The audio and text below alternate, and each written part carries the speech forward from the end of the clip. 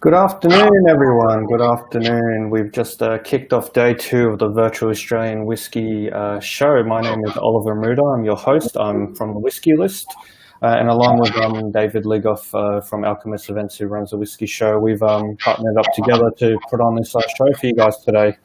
Today's all about making Aussie whiskey. So we've broken it up into 3 core parts: malting, distillation, maturation. So every hour on the hour, starting from now till 3 o'clock, we'll be chatting Aussie whiskey.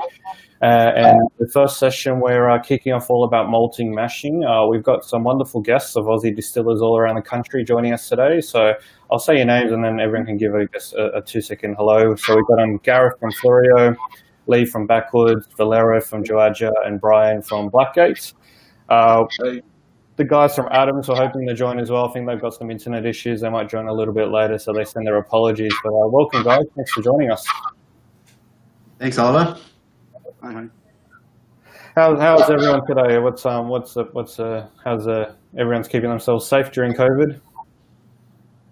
Yeah, no, it's been all states, of course, are in different situations. So here in South Australia, we are locked down fairly light at the moment. So it's been a busy July where tourists can't go anywhere except local. So it's actually been some busy times. Oh, that's good to hear, guys. And what about yourself, Lee?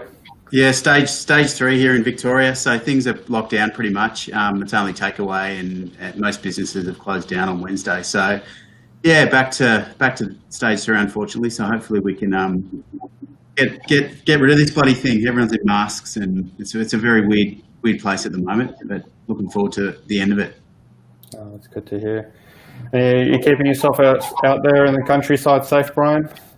Yeah, nothing much changes out here. We're pretty isolated, and there's usually no one around anyway, so no difference. That's good. What about yourself, Valero? Yeah, pretty out here in the Southern Highlands. We're a little bit elevated here, a little bit nippy, a little bit cold, but really enjoying the isolation to a point in the sense that we're getting a bit more work. But it's been very busy. A lot of people coming out supporting local, so it's been pretty good. Yeah, great to hear. And I've got Adam. Adam, can you hear us? You've just joined us. Yes, no, I can. How are you? Welcome, mate. Welcome. Thanks for joining us. We're just doing a quick hello around the table. So this is Adam from Adams Distillery in Tassie joining us as well. Awesome. We've got almost all states covered in this first session. So let's kick off. So this whole session is all about malting and sort of mashing. So we want to kind of I've got various people. Everyone's got sort of various backgrounds and experiences, kind of malting, mashing. I guess the first question is I guess, Gareth, I was going to hand it over to you if you can give a couple-minute overview of how malting, mashing works in the whiskey making process. I think some people watching from home, may not even know what that is. So if you want to give us a quick overview. Sure, okay. So you've got barley in the paddock. We want to turn it into whiskey. Now, it has to go through first a modification process called malting, where the actual barley itself is modified. So barley that comes from a paddock has to be malted to be able to be used to be mashed in and fermented to generate the alcohol. So a malting process basically is taking barley from a farm, food-grade barley, and wetting it and allowing it to germinate. So you're actually allowing the actual barley seed to grow. Effectively, what's occurring is that a seed of barley is full of goodies. It's the best way to, without getting too technical in terms of what's happening in the endosperm. There's a big grab bag of goodies there that we want to get our hands on. But to be able to release those goodies, we also need certain enzymes that the barley generates to be able to turn that barley into sugar later on, into fermentable material. So the process with malting is it's quite simply wetting the barley, allowing it to germinate. Now, when the barley grows, when it starts to germinate, you get a rootling at the end, and you get another thing called an acrospire, which is when the seed is going to grow and come up out of the ground.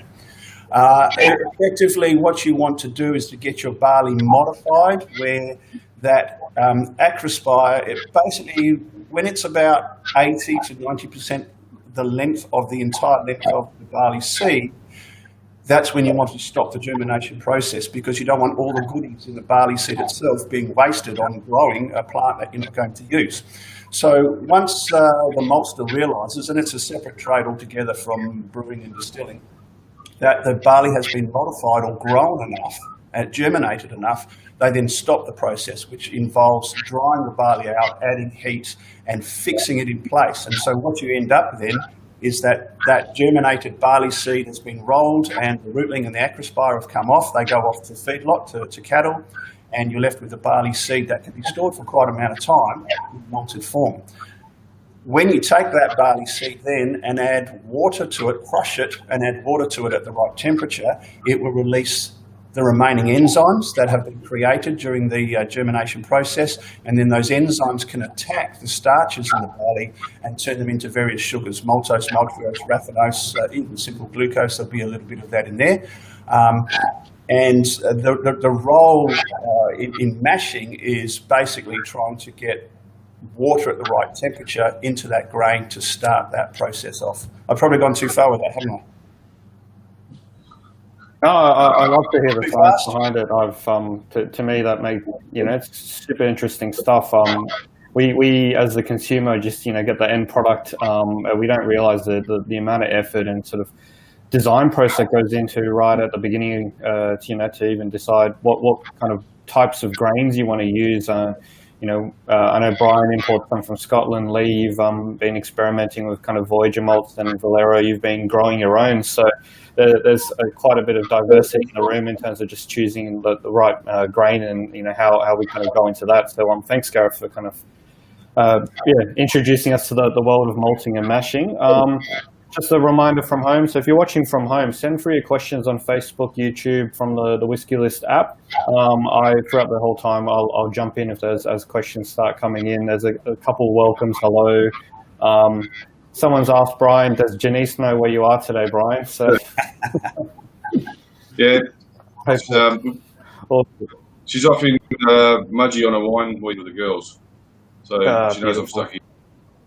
All good, mate. Well, I appreciate the time, and thanks everyone for giving up your hour this morning. So, Lee, you've just released your first whiskey. Congratulations, mate. How's that going? Yeah, look, it's been great. I guess it goes live on Monday for general release. We do have a founders club who have sort of snapped up a fair bit of it, but that's been awesome. They've been great supporters. But yeah, so I guess that release that we've got coming out, and what you guys got a few bottles available on the Whisky List is we've actually got 3 malts that we've run with in that whiskey. So yeah, I'll run you through those quickly if you like. Yeah, so I guess for me, the selecting malts, I spent a lot of time doing that. And probably part of the reason for that was when we sort of we decided to take the journey to create, to start a distillery. I had a fair bit of downtime, and I was sort of studying brewing and distilling, and I had a little 30-litre still. So I just spent a lot of time experimenting with the different Voyager malts. So it was great in that, the knowledge I gained from that little 30-litre still. And when we got the big still and we started, I guess, scaling up everything to put through that, I still did a couple of test batches, because you still get that sort of difference of flavour because of the still, but there were still characteristics within the malt that carried over. So the first malt we use in it is just like a pale malt, which is typically used. It's a Voyager pale malt, which is typically used in lagers, and when you distill that, you get a really kind of light, florally. It's a really light and floral kind of distillate. The other one I use from Voyager is kind of the malt that put them on the map really in the craft brewing industry. It's their schooner malt, their Valorious schooner malt. Now that one, it's sort of got something really distinctly Australian about it. And when you distill it, it's got a much more sort of earthy profile, and some sort of deeper sweetness, a little bit of honey there. And the last, so I use 50% of the pale malt, I use 40% of the schooner, and I just add 10% of it's kind of like a crystal malt in brewing. And that, I guess that's a more toasted, it spends more time being kilned, and I guess that caramelization happens. So that really carries over in the distillate and brings, these kind of brown sugar notes, and it's, again, that sort of honey, a really dark kind of honey. So yeah, so I guess when I've put those all together, I'm really happy with the kind of the new make that we end up with, and yeah, that's gone into the cask, into some 20 cask, and that's the first release. But I know probably some people have varying opinions on the impact of malt on the final product, but I certainly want to believe that, I guess, through all that process I was explaining, the testing and the trials, I'm a big believer in that malt matters. So I spent a lot of time perfecting that. Oh, that's great to hear. Quick follow-up question to yourself, Lee. 3 different malts. How many malts did you experiment with? Like, how do you pick and choose? Like, is it just years of testing, R&D sort of happening in the background, or you kind of picked those 3 first and then decided to run with it? No, so I went up to the Voyager, up to the processing plant there, and just grabbed a whole heap of samples. Like, Stu's great. He just he let me have a little go at everything. So I did sort of have a go at most of the malts that they had available at that time. So and sort of working with them and their knowledge of, sort of what, I guess that was early days. They were working with a few distilleries then, but they're working with a lot more now. But sort of just getting knowledge from the brewers and what they were getting out of the malts, that helped a lot too. Oh, that's great to hear. I'm just going to put up a quick picture on the screen so everyone knows what we're talking about. So when we, I guess, talk about cereal grains in making whiskey, there's many types. Single malts obviously used from barley. A lot of Americans will use rye and corn as well, and even Peter Belgrove is using oat. So there's different types of grains that everyone kind of uses. But when we're talking single malts, we're talking barley specifically here.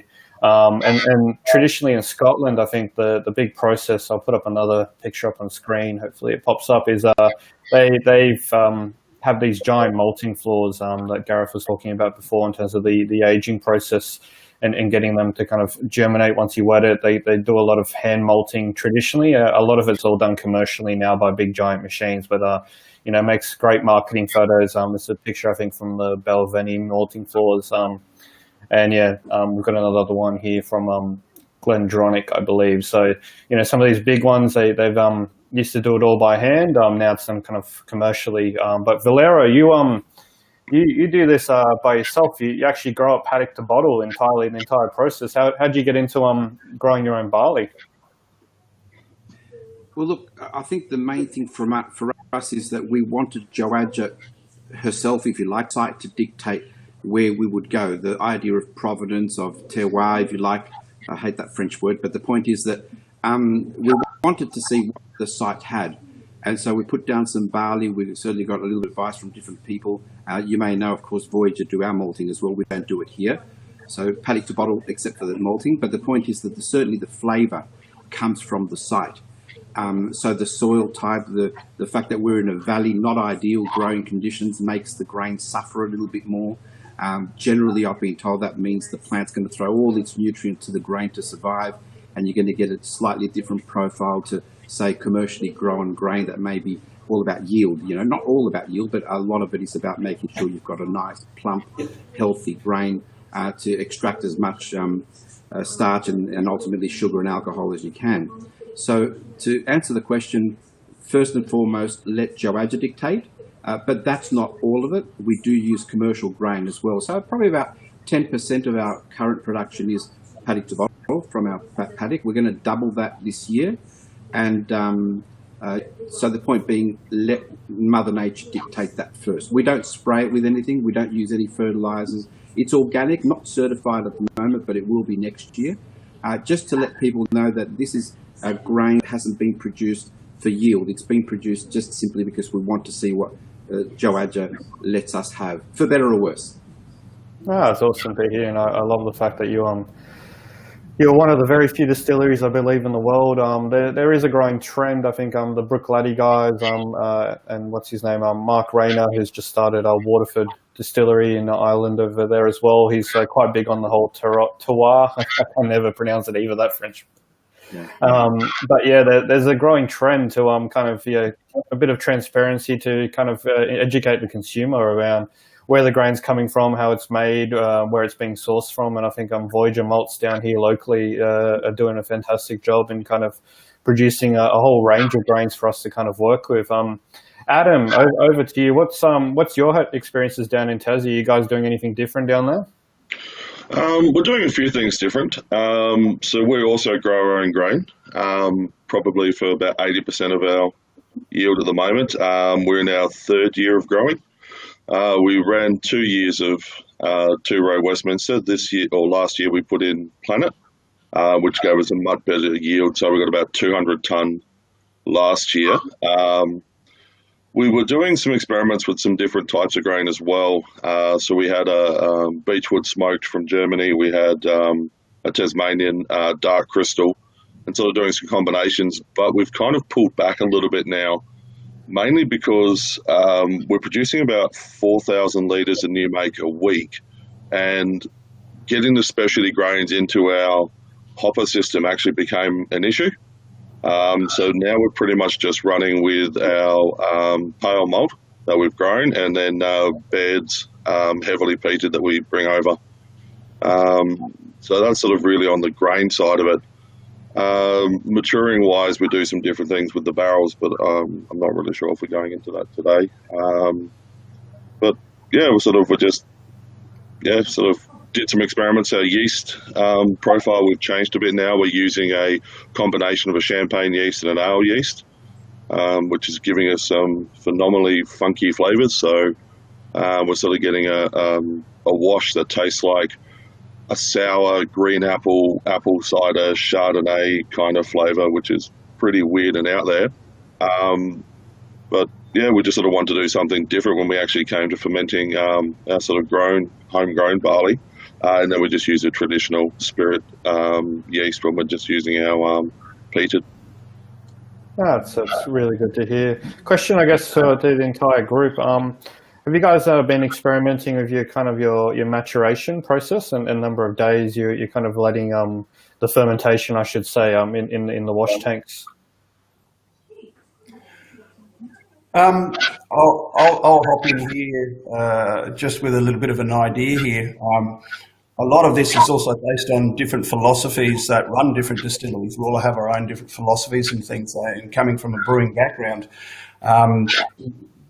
to get things at that ferment point, we're starting with two things. First of all, what wash is going to be needed, what new make spirit is going to be needed to match the barrel. So first of all, we're saying, well, what is going into the barrel, or what is the barrel like? So we need to make a new make spirit that is suited to that. So that has a lot of things. So for example, if it's going into a first fill tawny cask, we're going to have to have a lot of long chain polysaccharides in that new make spirit to help counteract the tannin extraction within the first 60 days. And right at the other end, you've also got to look at water chemistry. It's one of those things that a lot of people don't talk about, but the importance, if people are throwing specialised or crystal malts into mash, how is that affecting your pH, which is then changing your extractions and throwing up a whole other array of things in fermentation. So there's a lot involved that it's very hard to answer those questions sometimes. That's just my thing. My battery's about to run out. I'm going to back off and just plug in. No worries, mate. Thanks, mate. Brian, you've been growing a little bit, I believe, but then you've also, you import from Bard as well in Scotland as well. What's kind of the mixed opinions there versus doing it yourself and in the import on the heavily sort of peated barley? All right. So from the start, we've always been a bit flavoured whiskey we can make. So with the 100 format fortified with a lot of flavour. So the first 5 or 6 years we're just using pale malt, and yeah, we did, and we tried to floor mould it, and then when it came to dry it, we were going to sun dry it, and it rained for a week, so that turned into a disaster.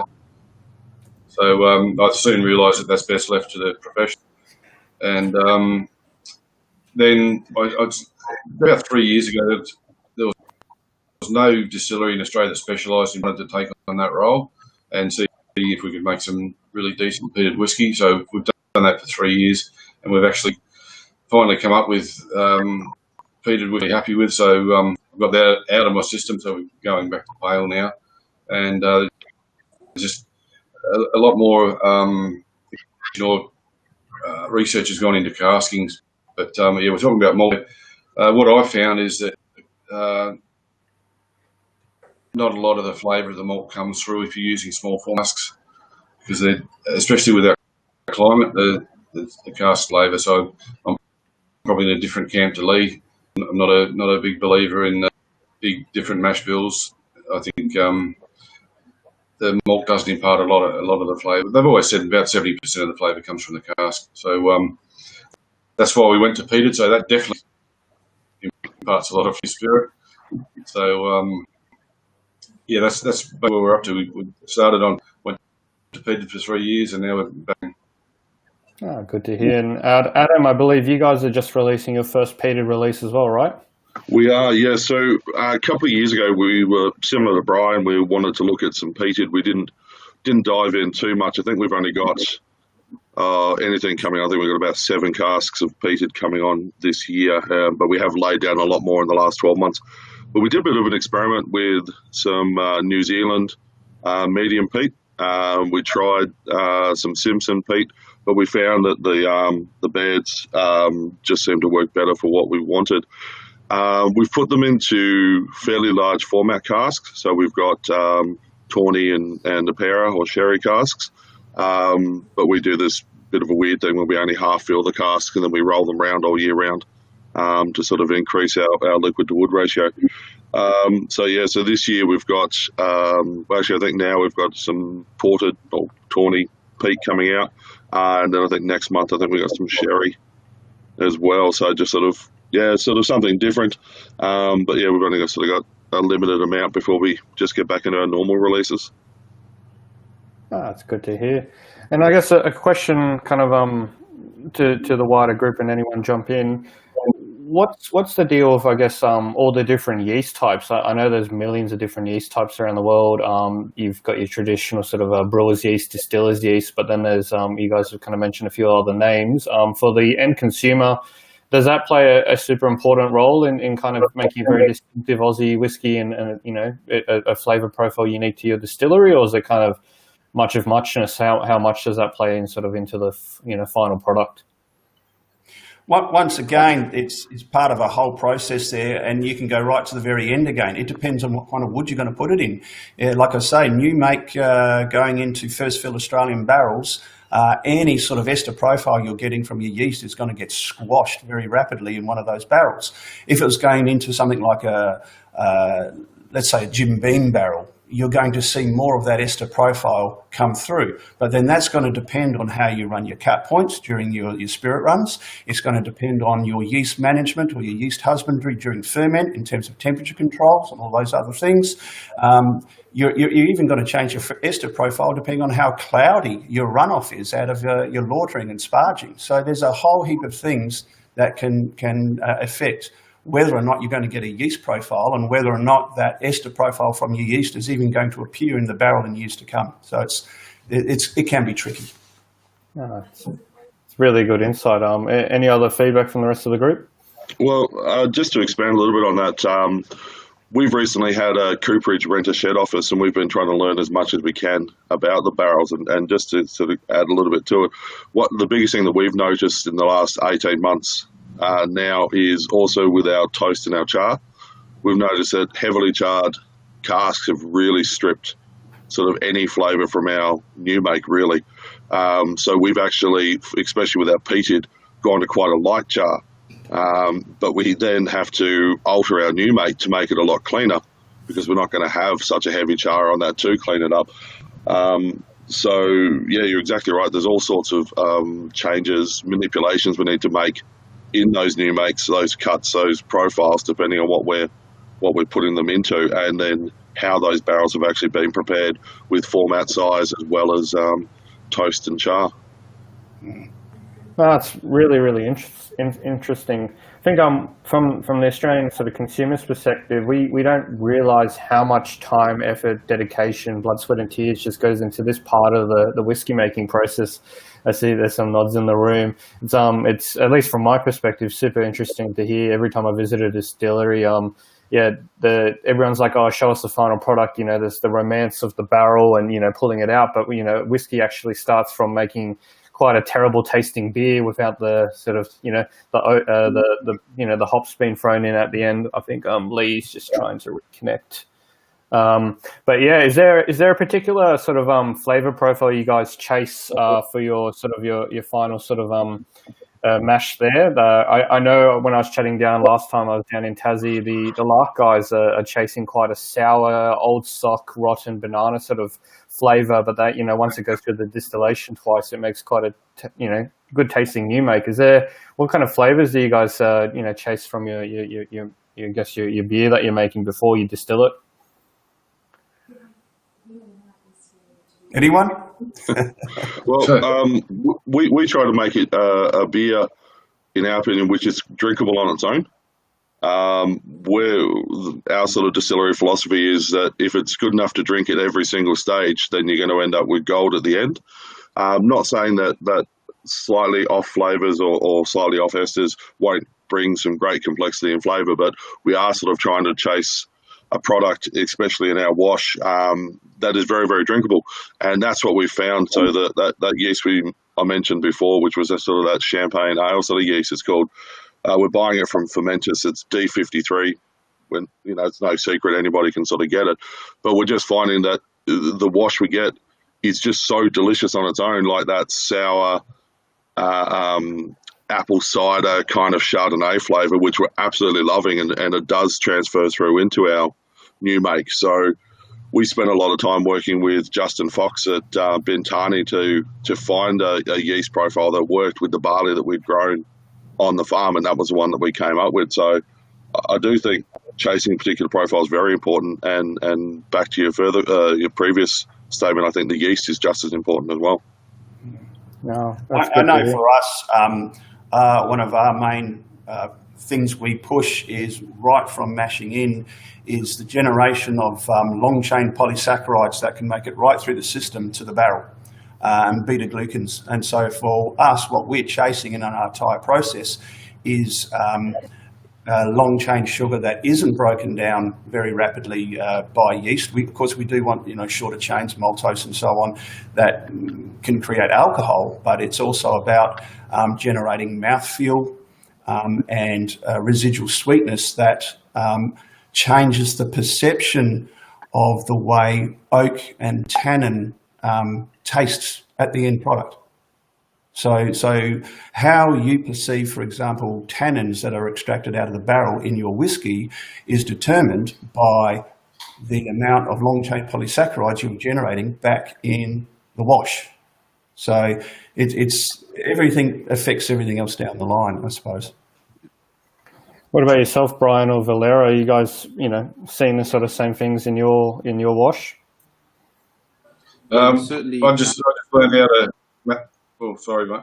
I just learned how to mash, and I've just done that same ever since from the start, and it's worked out. So there's a bit of luck in it, I guess. But we're just happy with what comes out, and I've stuck with that. Except for the last yeast I got was really slow, so I went back to the original yeast. I tried to experiment with that there, and it didn't pay off. I like to cycle, so I need the fermentation to happen in 3.5 days. Oh, fair enough. That's 3.5 here. What about yourself, Valera? Yeah, well, we've been sort of a little bit more reactive than proactive, because we have, certainly in the beginning, had limited we weren't able to control a lot of the processes in the brewing. So we didn't have glycol chillers. Not that you need them here. We can just run cold water. But the point is, controlling your temperature, for example, was a challenge in the beginning. So we were sort of saying, rather than try and design the end of the wash to try and get a product that would then suit a barrel, which is really the best way, as Gareth pointed out before, we've sort of said, okay, what's come out at the other end? Now this new make is going to be, then we have to select the barrel, say this new make is more conducive to putting into this type of barrel. And that's really important. If you don't match that well and then manage your barrel well, then you're going to go the wrong way. And that's very tricky, I have to say. I'm not purporting to be an expert there, but certainly there is a difference. I could tell that I try and get consistency in my brew and my wash, and I was struggling a little bit. And so then I said, look, if I can't control it because I don't have the big dollars to have very fancy equipment, I'm going to have to go the other way and be reactive and say, this what or this new make is going to go into this type of barrel. But now, hopefully, we'll start sort of perfecting that a little bit and start to control that. For example, one of our crops, one of our harvests was a little bit too high in beta glucans, and of course that can block your wash and your mash when you're running off, and so that created a bit of a problem. You can counter that by having a good mash tun where you can do step mashing and protein rests and other things. We can't do that. We still can't do that.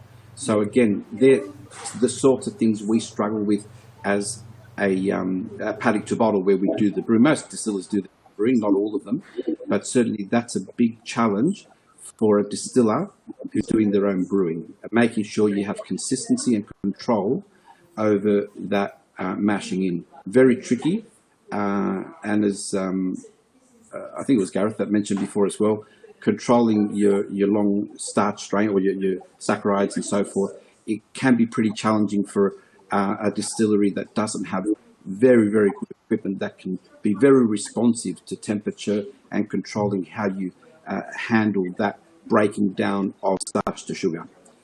So again, to answer the question, we've been very reactive. We can't afford to be very proactive at the moment. Oh, it's an interesting, I guess, phase of starting out a distillery, making those decisions at the beginning. Try, test, iterate over time. It sounds like you guys are kind of nailing the process. Your recent sort of bourbon cast, that to me, very spirit forward.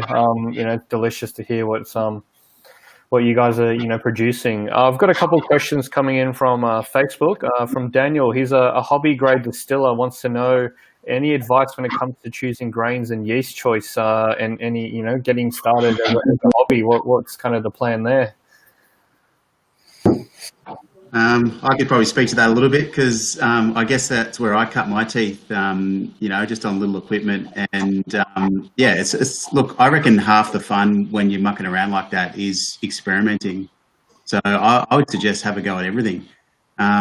That's sort of what I did. I mentioned the Voyager malts and how I did that. I also did it with yeast, and we've ended up settling on. We actually use a Belgian ale yeast as well as distillers yeast. So, but we discovered that obviously the distillers yeast is a little bit more aggressive than the Belgian ale yeast. So we actually pitch them at different times. So we give the ale yeast a good 8 hours head start on the distillers yeast. So, and I learned that just again mucking around with grain, mucking around with yeast. So I'd say, yeah, that's the fun bit. Have a go at everything. I'd say the first suggestion to even at a hobby grade is get a copy of your water chart. Get a copy of what water you're using. Is it soft? Is it hard? Check out its iron levels, its calcium, its magnesium. You start looking at those things. If it's starting to get too technical, here's a simple one. Boil your kettle, make a cup of tea. If your water doesn't make a nice cup of tea, it's not going to make nice whiskey. It's a fairly simple analogy there, but really start looking at your water profile, because then that'll also determine what type of base malts you want to use, and then if it's necessary to adjust your pHs and your mashes by using specialty grains and bits and pieces. It's a really interesting point about the water. We actually just got a question in from Facebook asking, is there a trend towards the treatment of water used in mashing? A lot of overseas distilleries in urban locations filter tap water heavily and then add the minerals back to give the flavour profile they want. Are we seeing that here? I know a lot of you guys in the country have got your own private water sources, so that probably makes lives a lot easier for you guys. But is there a trend towards treating water using the mash? Once again, sorry, I'll let someone else go. Oh, no, you're right. All I was going to say was we use tap water. We run it through sediment filter, charcoal filter, and then reverse osmosis, and then add back calcium chloride. Calcium chloride? I think it's calcium chloride. I don't know. The other Adam does does that part of it, but we do add back a little bit. We're trying to emulate the river in Prague, which is what we're sort of trying to do, because we're using a Pilsner malt run through Pilsner. So that's sort of what we've been doing, and we picked that up from spending time with the guys at a brewery. I don't know if I could mention who they were, but they gave us some of our secrets, and that changed our process there to sort of add the filtration, the RO, and and then add the chemicals back. So, Gareth, Sorry. I was going to say, Gareth, I think you had some feedback as well. Yeah, see, we're in South Australian water is crap, after 180 years or so, they still can't filter the bits out of it. The water here is very, very hard. And you boil it, it gets worse. It's not great. So our situation is we have a tanker, Mount Lofty Springs, so we use spring water beverages. So every 3 weeks or so, we get a 27,000 litre tanker pull up. It's like a petrol tanker, and we pump all our water across and use that. And that's very low in calcium carbonates and magnesium. When you run something like, I don't know if you can see this sort of stuff, like a nomograph on it, you can then start working out your residual alkalinity in your water and then working out what works best. So down in Tasmania, for example, where they've done all of that stripping out of the water and they're adding back to a Pilsen style, for us, we are making adjustments. We don't use Pilsner malt, for example. For us, it's just too light. It just doesn't have the guts to suit our wood profile. So we use traditional ale malt. And so we have a specification of where we want things in malt. So when we order a couple of ton of malt, you've got a situation where you get a list of the proteins, beta-glucans, diastatic power, diastic power, Colback index, and so on. And so we have a particular channel where we want this to fall in. And then if it falls outside of that, you've got to make an adjustment. So it is about matching the water and your barley as well. I'll give an example here. This is a malt. I probably can't see that very well, but this is a malt analysis specification sheet. I've got two of them here from the last two brews that we did. And so for us, for example, in beta-glucans that we were talking about earlier on, we prefer beta-glucans to sit around about 100 to 140. And so we had a situation here where we had beta-glucans at 175. So straight away, we knew that we have to add darker malt to change the pH of the mash. Otherwise, it's just going to be really slow runoffs during sparging. So you really got to keep on your game in those sorts of things when you're trying to get this job done as best as you possibly can. It's really challenging. Of Valero, Lee, or Brian, have you guys had a look at your water, or are you guys just using local sources out there in the country? So you go, Brian. We started using rainwater, and then had some trouble with that. So luckily we've got town water on, so we just went straight onto that, and we've been fine. We've got great town water. Simple as that. Yeah. And backwards, we're on rainwater tanks here, so we use rainwater. We've had no trouble with ours. We've had it tested, and it's come up pretty well. And I have found when I have used like the crystal malt and adding that little bit of acidity to the mash for the rest, that actually balances perfect with our water. So that's a bonus. Yeah, so we've got our own spring on the property. Now the water is not completely ideal, but certainly we don't treat it with anything at all. So we go along and use spring water directly. We just use a sediment filter so that nothing goes through, but we don't treat it. It is a little bit high in pH, but we don't add anything. So it's just on the cusp of the upper region, about 5.8, 5.9 once mashed in. Mashed in. So not ideal. At the end of the day, we're happy with the results. So we again want to, for our paddock to bottle expressions, want to try and be as pure as we can, where we only have water from the spring, again, for better or worse, barley from the field, and yeast, of course, and that's it. And not ideal, but if you want a pure whiskey in terms of the land dictating the flavors, that's it. Don't forget, that's only part of our the expressions we do here, but for the paddock to bottle, let it rip. Nice. I love there's so much diversity in just this part of the whiskey making process. So just if you guys are from the audience joining in, we're kind of almost up to sort of the final stages of wrapping up, but if there's any questions, please send it through. But we're talking about the first stage of making whiskey. So in terms of kind of what's needing. You need to kind of choose what yeast you want to use, what grains, what type of barley is it. You're going to import it from overseas or use locally, your water source, how long you actually ferment it for, how long you let the grains germinate for as well. Everything comes into the science. So there was a question or I guess a comment from Justin on Facebook. He said, I failed at chemistry at school. Can I still become a distiller? So, it sounds like there's quite a lot of science in this making part of the process. Brian, you've got a more kind of casual approach. You said you did it the first time. You were quite lucky. You were quite happy with the results, and you haven't really changed it up much. But still, sounds like there's quite a lot of thought and sort of design required to kind of get this right at the very beginning. Otherwise, what you put in, comes out basically at the other end. Yeah, same philosophy as Valero. You just sort of the ingredients and what we've got available, they dictate what's really going to happen. And we're in the same situation. We didn't have a lot of setup, so we couldn't get all the technical infrastructure. So I started with a 400 litre oak mash tun that I got a Cooper to make. So I don't know how wrong that is, but it worked as well. But it was just a matter of the capital we had and the surroundings where we were, and that dictated most of what happened. Oh, great to hear. So as we got kind of a last 5 minutes, did anyone kind of want to jump in and add any other sort of tidbits? Otherwise, I'll go around the room and we can kind of just give a 1 minute summary of the whiskey that we got on tasting today from you guys, if that kind of makes sense.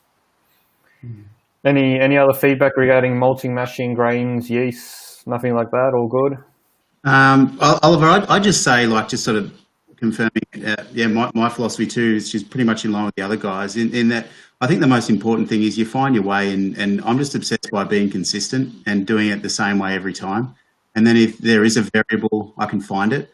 So I get quite stroppy if something gets in the way of me doing the same thing every single time I mash.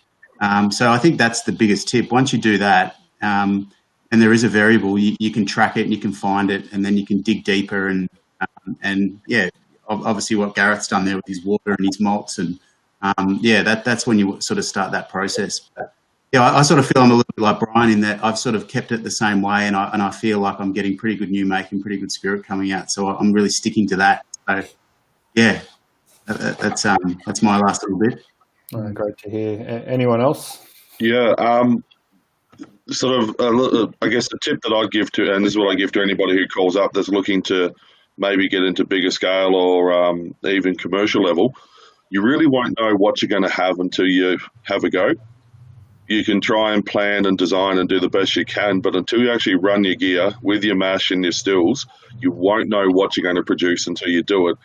Then you can start to tinker and tweak in bits and pieces, but you've just got to get in and learn to drive your gear, learn to drive your system. It's never going to be the same as what you hoped. It's always going to be slightly different, and it'll never be the same as anybody else's, which is why we don't have any secrets. We'll tell anybody our recipes because nobody can reproduce that. But until you actually fire up your own system and get it running, you won't know the little changes you're going to have to make. You won't know exactly how it's going to go until you sort of do it. So you can learn everything you like, design everything you like, but until you turn it on and get it going, you won't really know. But to me, that was the most exciting part about actually firing up on day one, was to see what we actually ended up with. Adam's completely right there. You can, Adam's totally correct there. You might be an expert making a sponge cake in your oven. You can take your recipe to someone else's oven and it's totally different. It's the same sort of idea. One thing I am interested in, and I haven't heard a lot of people talk about this within our industry, there is a yeast strain that is now slowly becoming more available called Quake or Kvik, which is an ale yeast, and it has the potential for Australian whiskey to flip the scene on its head a little bit. It's an amazing ale yeast. Some of the craft brewers are using it. There have been cases of beer going from grain to being canned in less than 7 days. It's an incredible way. It's a Norwegian farm yeast. Ferments hard in about 2 days, flops hard. It prefers, and this is the crazy thing about it, it prefers to ferment at around 35 to 40 degrees. it's totally throws the yeast as we know it on its head. The potential savings there in brewery costs, brewing through summer in warmer climates. There's amazing things that this particular yeast could do. Unfortunately, it's twice the price of normal yeast, but unless people want to do some propagating. But the future is there's lots of exciting things that are going to come up in future. Gareth, are you using this new yeast, or are you experimenting with it yet? We're about to start to experiment with it. The Horndale A strain throws a nice orange, citrusy sort of ester to it. But like I say, it means pulling out all of our brewing, all of our yeast propagating systems, bits and pieces, and getting that all set up again. And like I say, it's around $137 for a brick. So it's not cheap to start using this yeast. It's quite expensive. That's good. We've got a couple of Facebook questions and comments coming in. One user says, great to see such openness and willingness of everyone to share their experiences and knowledges. I think I echo that sentiment. It's the Aussie industry, you guys, every time I visit a distillery or see you guys online on virtual tastings and stuff, you guys are just sharing your knowledge. It's so welcoming as an industry. I think everyone's helping each other out. So thanks for that comment. Questions coming from another Daniel. How do you ensure consistency, or do you deliberately not bother? Gareth, over to you first. It's everything we do. We do everything to 3 decimal places. Every brew day we've got a chart. We've got a graph that we're plotting temperature, pH levels as we sparge out. Everything is about collecting data, and so you can have something in a barrel, and you can go back 5 or 6 years earlier and have a look at exactly what malt it was, what the data. And for us, it's we're just data nerds. And we just try and keep things as consistently as we can, and just change one thing at a time. Just change. You've got 160 variables from grain to a glass. You've got so many variables that you can look at along the way. You need to fix them all in place and just look at one thing at a time. So the art is in the experience. I think if we take one thing from today, it's I think echo everyone's sort of comments. And Lee was talking about it before, the variables: test, learn, iterate, measure. So great to hear that feedback, Gareth. What about yourself, Brian? Consistency, or do you kind of wing it each time? One word for consistency: that's batting. It's the only way you can use batting. Great to hear. What about yourself, Valera? Yeah, well, with us, again, being at the beginning more reactive, so just seeing what came out, and then, of course, you don't get a result for a few years after you've matured that particular new make in a particular barrel. If I was going to give a bit of advice to people coming up through the ranks, if you're going to be obsessed about yield, then get into the number crunching and into the science of it. I would probably, number one, have a sense of humour. You're going to make a lot of mistakes. Number two, work to your strengths. So if you've got something that's a point of difference, or you're in an area where you've got great water or whatever, use that to your advantage. But for consistency, I can guarantee you that it matters. Well, let me just say, I can tell you categorically, I've put a particular new make batch into, say, a dozen barrels, exactly the same barrels, XPX, 64 litre barrels. 2 years later, every barrel tasted different, despite the fact that it was from the same new make. So in terms of consistency, as Gareth said, Gareth is a fantastic, very highly respected distiller and goes to the nth degree, and that's why he's successful. Once you've got a gold medal winner, go back, have a look at yours and see if you can replicate that. So you look for consistency when you know you've got a winner. There's no point me going along and being consistent if I don't know what the end product is. Now we've won a couple of little medals as well, but I can go back and have a look and say, oh, actually I got a bronze medal for that one, and I actually made a mistake. So if you can make that mistake again, sense of humour, you can go along and get that consistency. And Gareth hit the nail on the head. Data. You've got to collect data, and if you can go to the 3rd decimal place, go for it, because that's going to really reward you later. That's great for that. I think just before I jump to yourself, Lee and Adam, got a question from the audience from Carol. Please let us know which distillers are present. So we've got Gareth from Flurio. If you put your hand up, we've got Brian from Blackgate.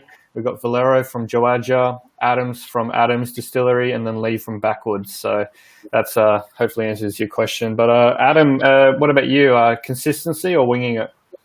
No, in the early days we were winging it. In the very early days, now we've actually spent a bit of money. So our fermenters, the new ones we put in 18 months ago, are all jacketed, and we run the cooling jackets on those to keep our yeast at the same temperature for consistency, or our wash at the same temperature for consistency. We moved to a set pump for when we're pulling off the mash as well.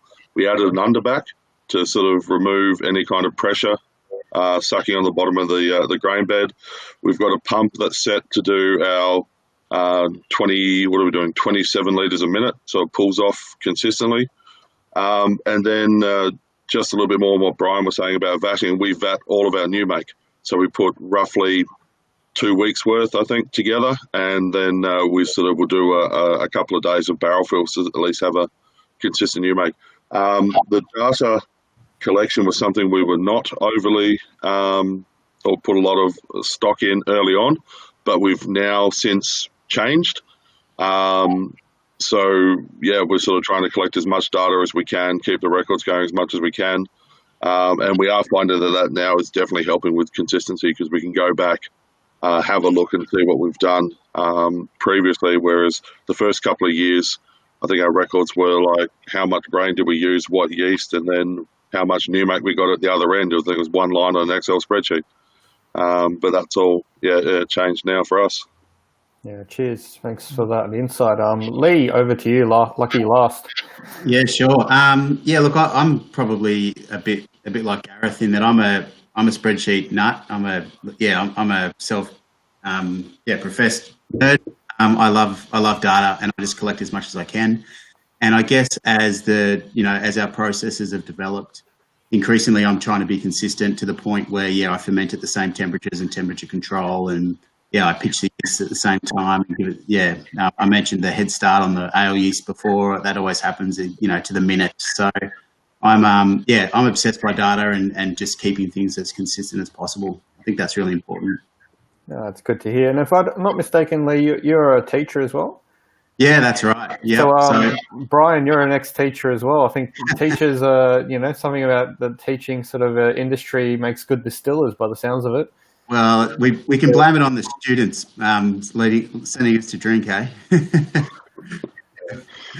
That sounds good. All right, guys. Well, I think we're kind of done for sort of the first hour. So I just want to say thank you to everyone. Thank you for giving us your time. Thank you to our audience for your amazing question. There's a couple that are just snuck in right at the end, but we've a bit short on time.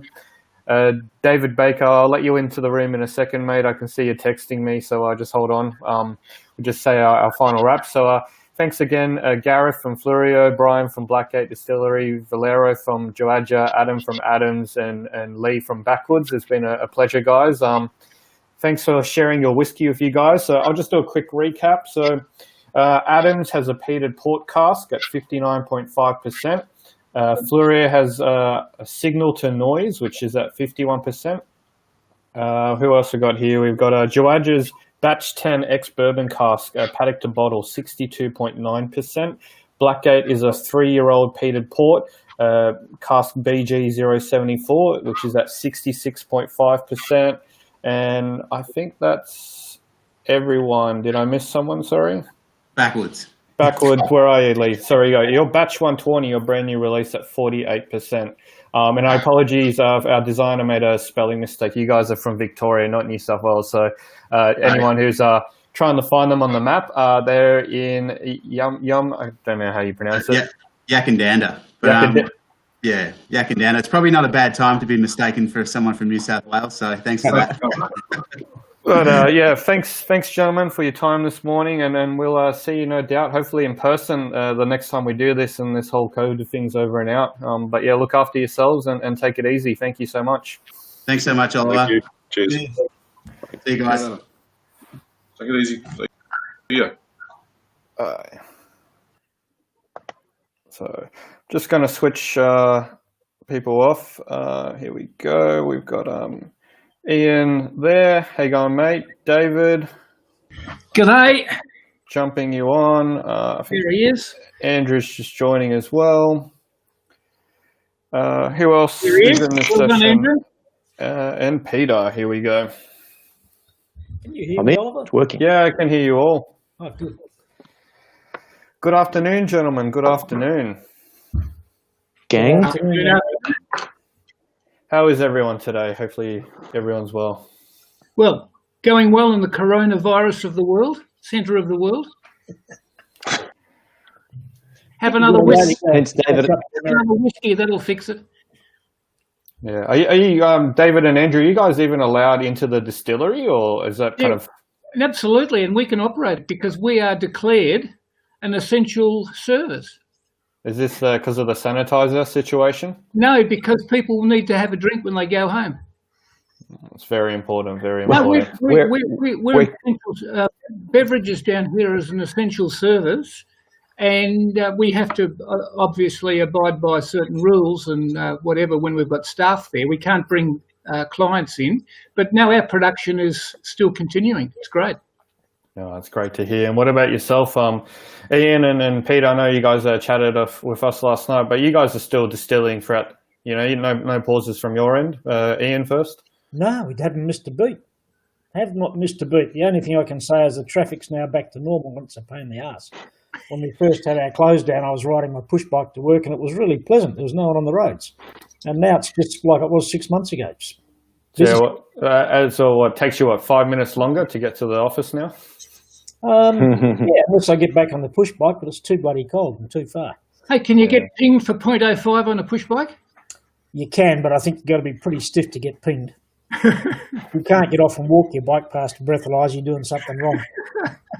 Look, we're all about responsible service here, so let's please don't drink and drive. I'm going to make that call out, very important, regardless of COVID or not. No drinking and driving. Please be responsible at home. But which is a great thing because this whole virtual tasting kit was kind of brought about because of COVID.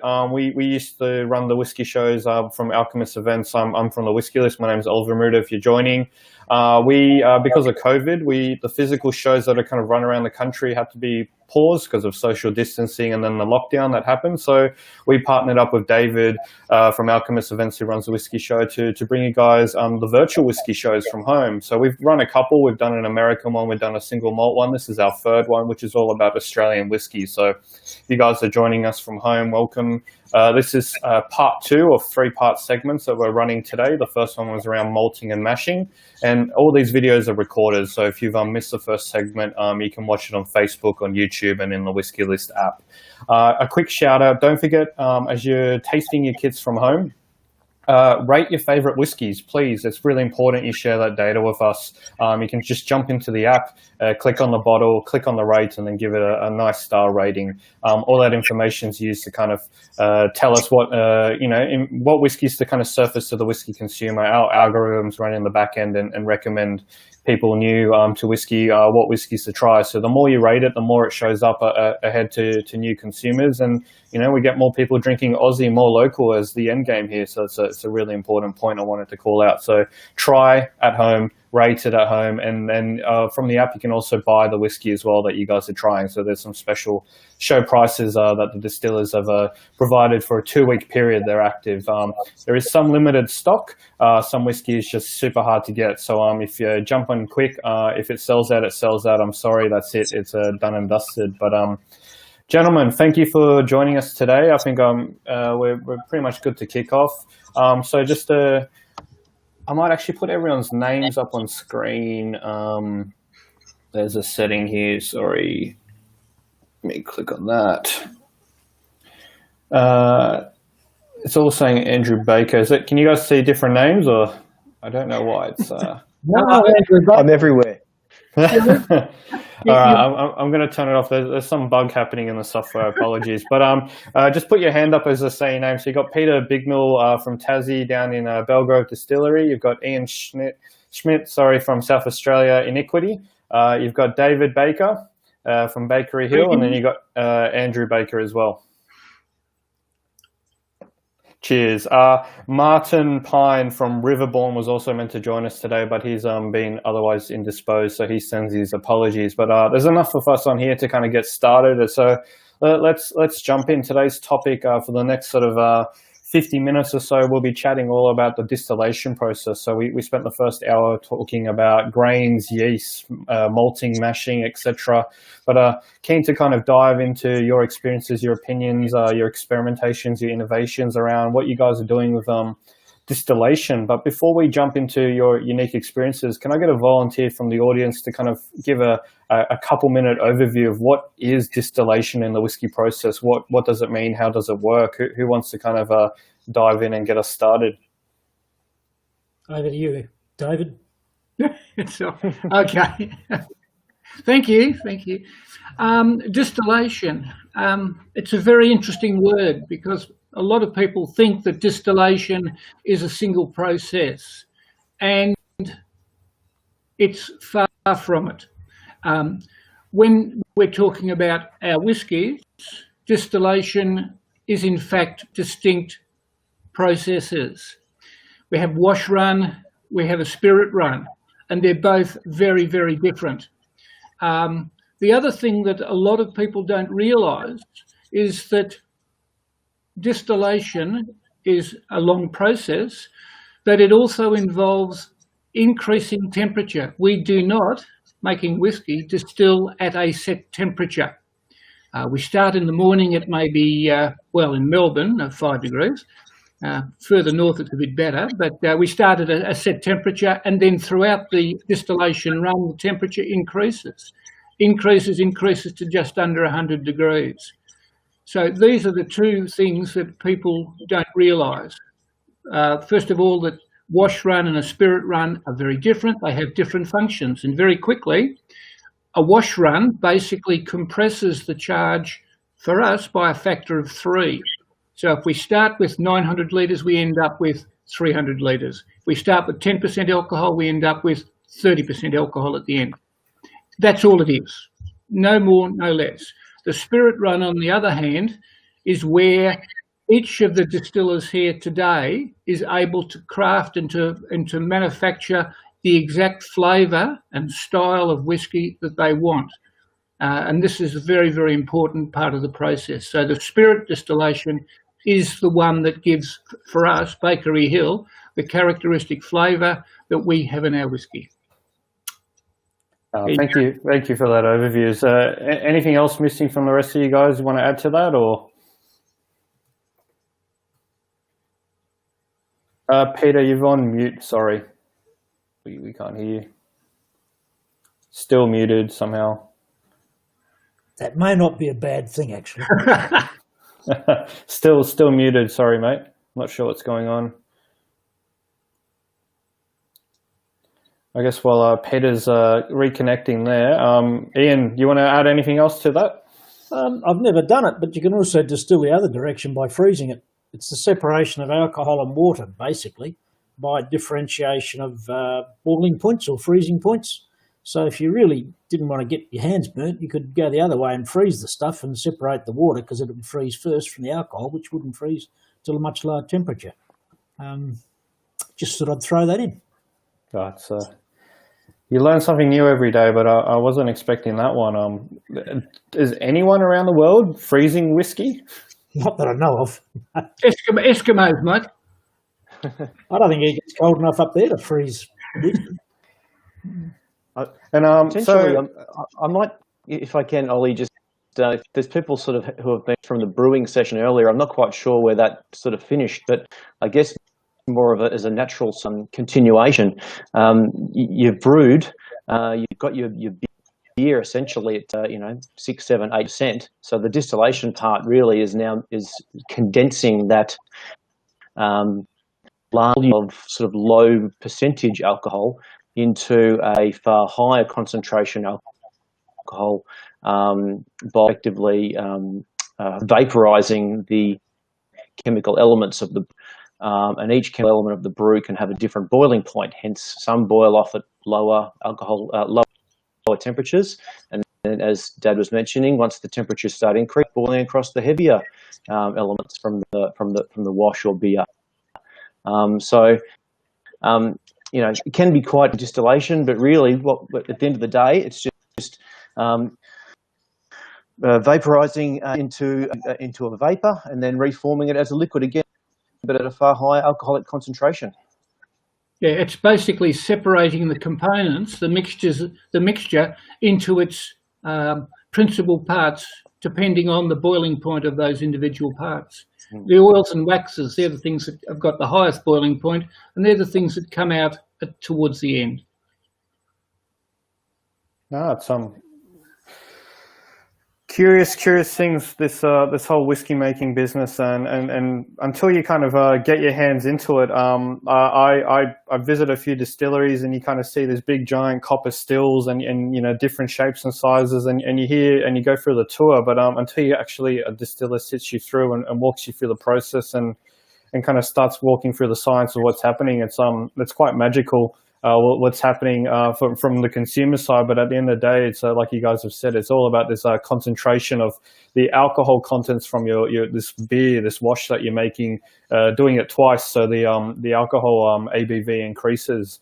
Hopefully, that's a good summary of what we've just spent the last couple of minutes chatting on. Yeah, it's the easy part actually. It's not rocket science, luckily. And so whilst Peter's trying to reconnect, I'll give him a few minutes to do it. I guess question for you guys, there's so many different types of stills all around the world. There's different stills used in Australia, different sizes, shapes, heights, widths. Before we jump into that, I think one of the most important questions is why copper stills? Why is this beautiful color? It's hopefully not just by a nice showpiece in the distillery. There's got to be a scientific reason for using copper, right? Away you go, David. If I may jump into here, the use of copper in still was actually by sheer accident. Originally, a lot of distillation was done in UK, where distillation was highly illegal. They had to manufacture their equipment out the back where no one could see.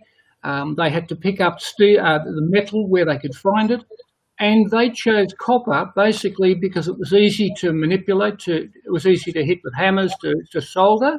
It was soft, was durable, and it was readily available.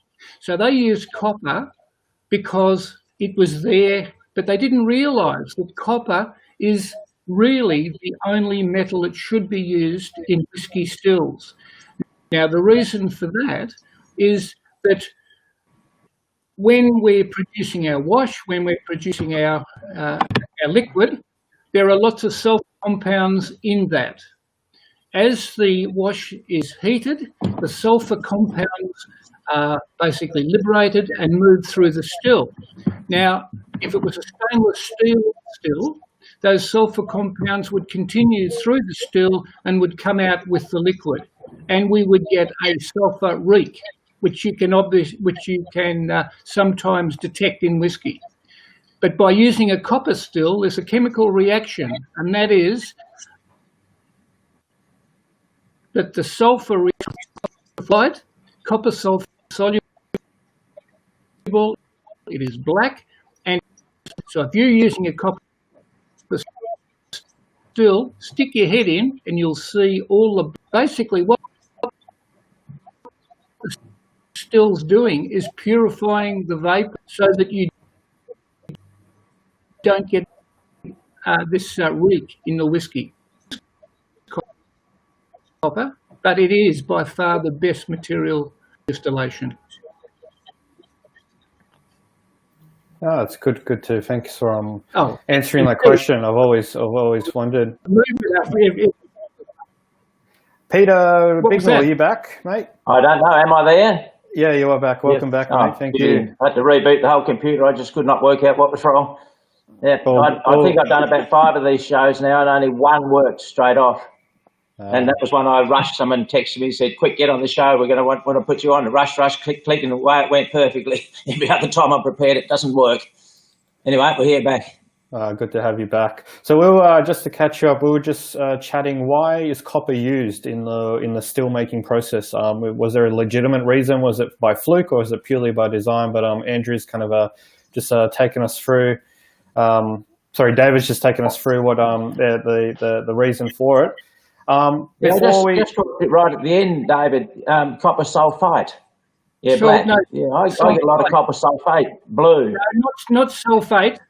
Sulfate is green. It's sulfide, IDE. Yeah, sulfite. Sorry. I get a lot of copper sulfate as well.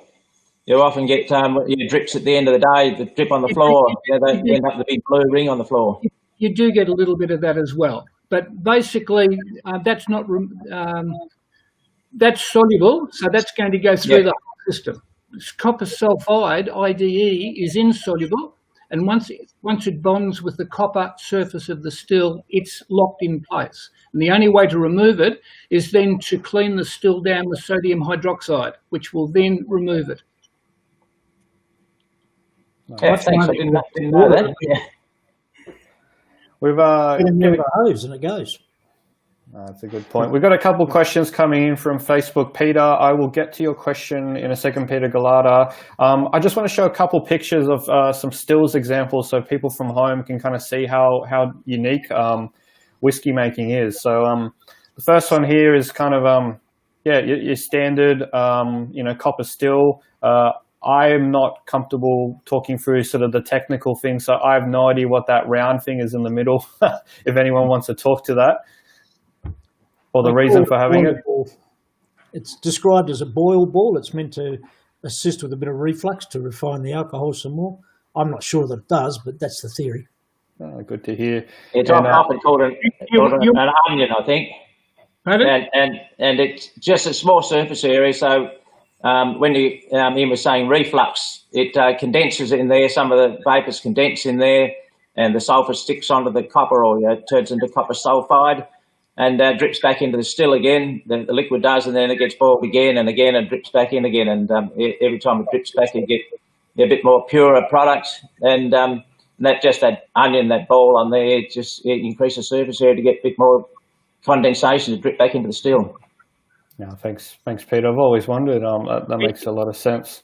The other thing with that is that because it's expanded, because it's a larger surface area, the temperature in there is slightly lower, so that you get condensation of the vapours into the cooler part of the still, which then drips back.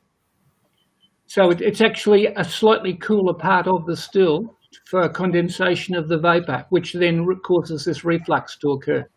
So it's a teeny weeny bit lower pressure too, which helps it reflux or condense. All right, let's have a look at whiskey still number 2 that I've got here. This is, I think, probably the most common looking still in Australia, for at least from my visits and what I've seen sort of online on websites and Facebook.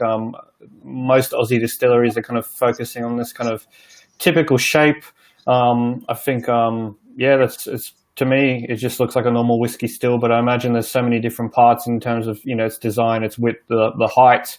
I've got another image here from Huss Distillery up in northern New South Wales. Theirs is completely different. This one looks incredibly tall compared to the other one I've just shown here. So just to show a bit of diversity in, the type of still and how it's designed, and even the angle of the arm that comes off the top there, and how I think it's bent. That's all taken into consideation. And guys, if anyone wants to kind of talk to that point.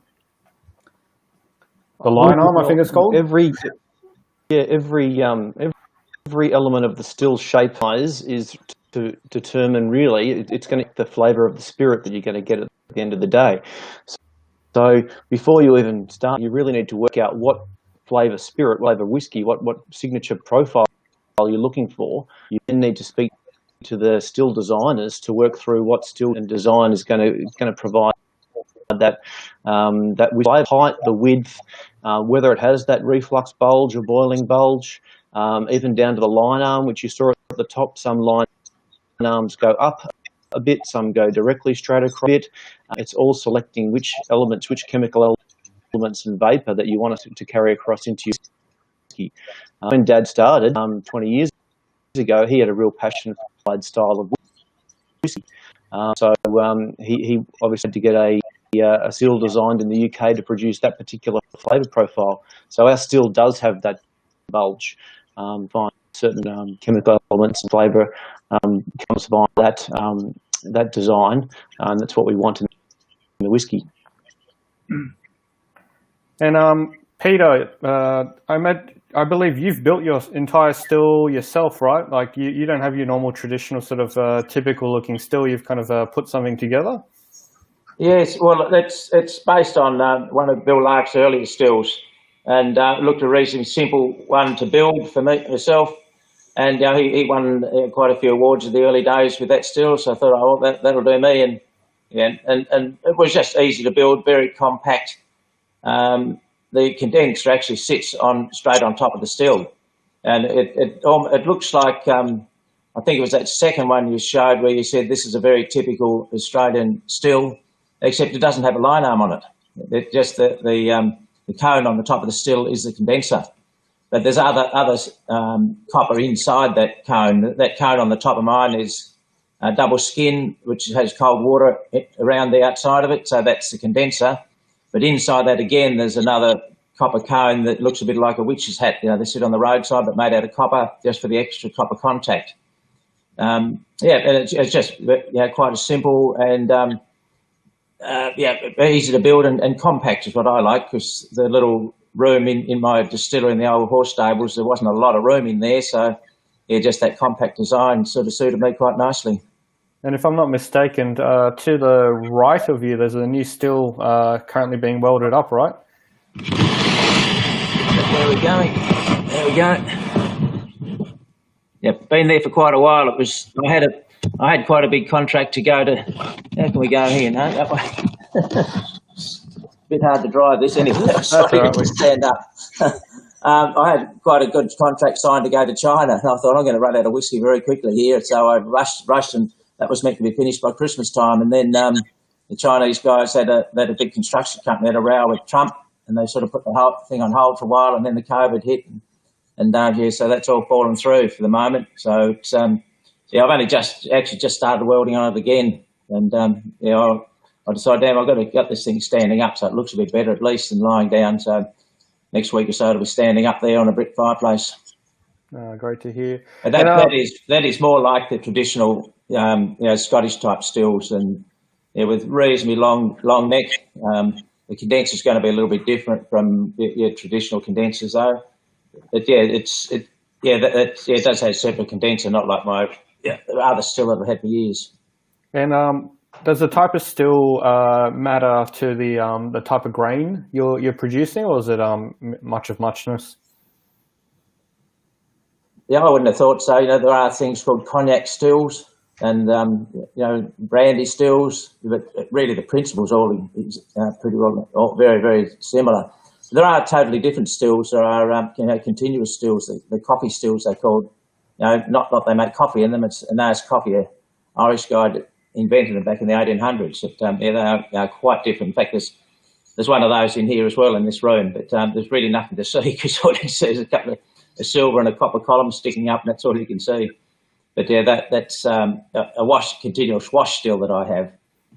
I think it's quite a common occurrence. I see, at least on Facebook and stuff. People talk about Nika coffee malt, and they go, "Oh, I can't taste the coffee in it." And it's the spellings are COFFEY, and it's as you just said, Peter. It's about the person who designed the still and the type of still and the shape. Got nothing to do with our morning beverage that we all enjoy. Question, Peter Galata from Facebook has said, how long, we'll go around the room, how long did it take for all of you to reach your desired flavour profile of new make that you were happy with? Was it months, years, multiple releases, batches? Ian, over to you first. I think the very first batch we did, we thought tasted pretty good. And we still think they taste pretty good. So you could argue we've found it straight away, or you could argue we're still looking for it because we keep doing it and keep looking for improvements and minor changes. We've got 3 stills, and with our first 2 stills, which are more like Peter's first still, we had a very juicy fruit chewing gum sort of flavour coming through. And then we built a 2,200 litre still with an external condenser, and we noticed the flavour profile changed to be more malty, which we thought was probably not a bad thing since we're trying to make malt whiskey. So we've stuck with that, and that's the only still we use now. But I think much of the stuff written about stills is bullshit, to be honest with you. I don't think the shape makes a dramatic difference. And you see people talking about boil balls and reflux on their wash still. And as David said earlier, it doesn't matter a rat's, because when you're using your wash still, everything comes over you and just compressing it and condensing it and concentrating it. So all the flavours are still there, and the shape of the still's got nothing to do with it. Where it does make a difference is the order in which some of the different alcohols come across in the distillation process. So if you make your cut really early, you might get the lighter alcohols than if you leave your cut a bit later. And I can see David's busting to say something about that. He's busting to say something. He's busting to say, I disagree. Of course you do. What basically, my view is that the wash still, the very first distillation, totally agree. All you're doing there is just compressing the charge by that factor of 3. There is no fine distilling. You don't have cuts or anything. Where it is important is the second distillation, the spirit distillation.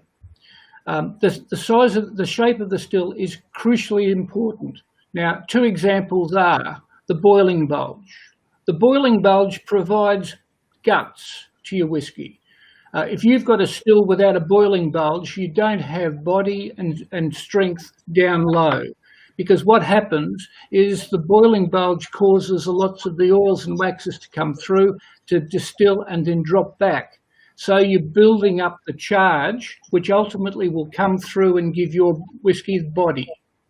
The second thing, which is ultimately important, is the height of the still.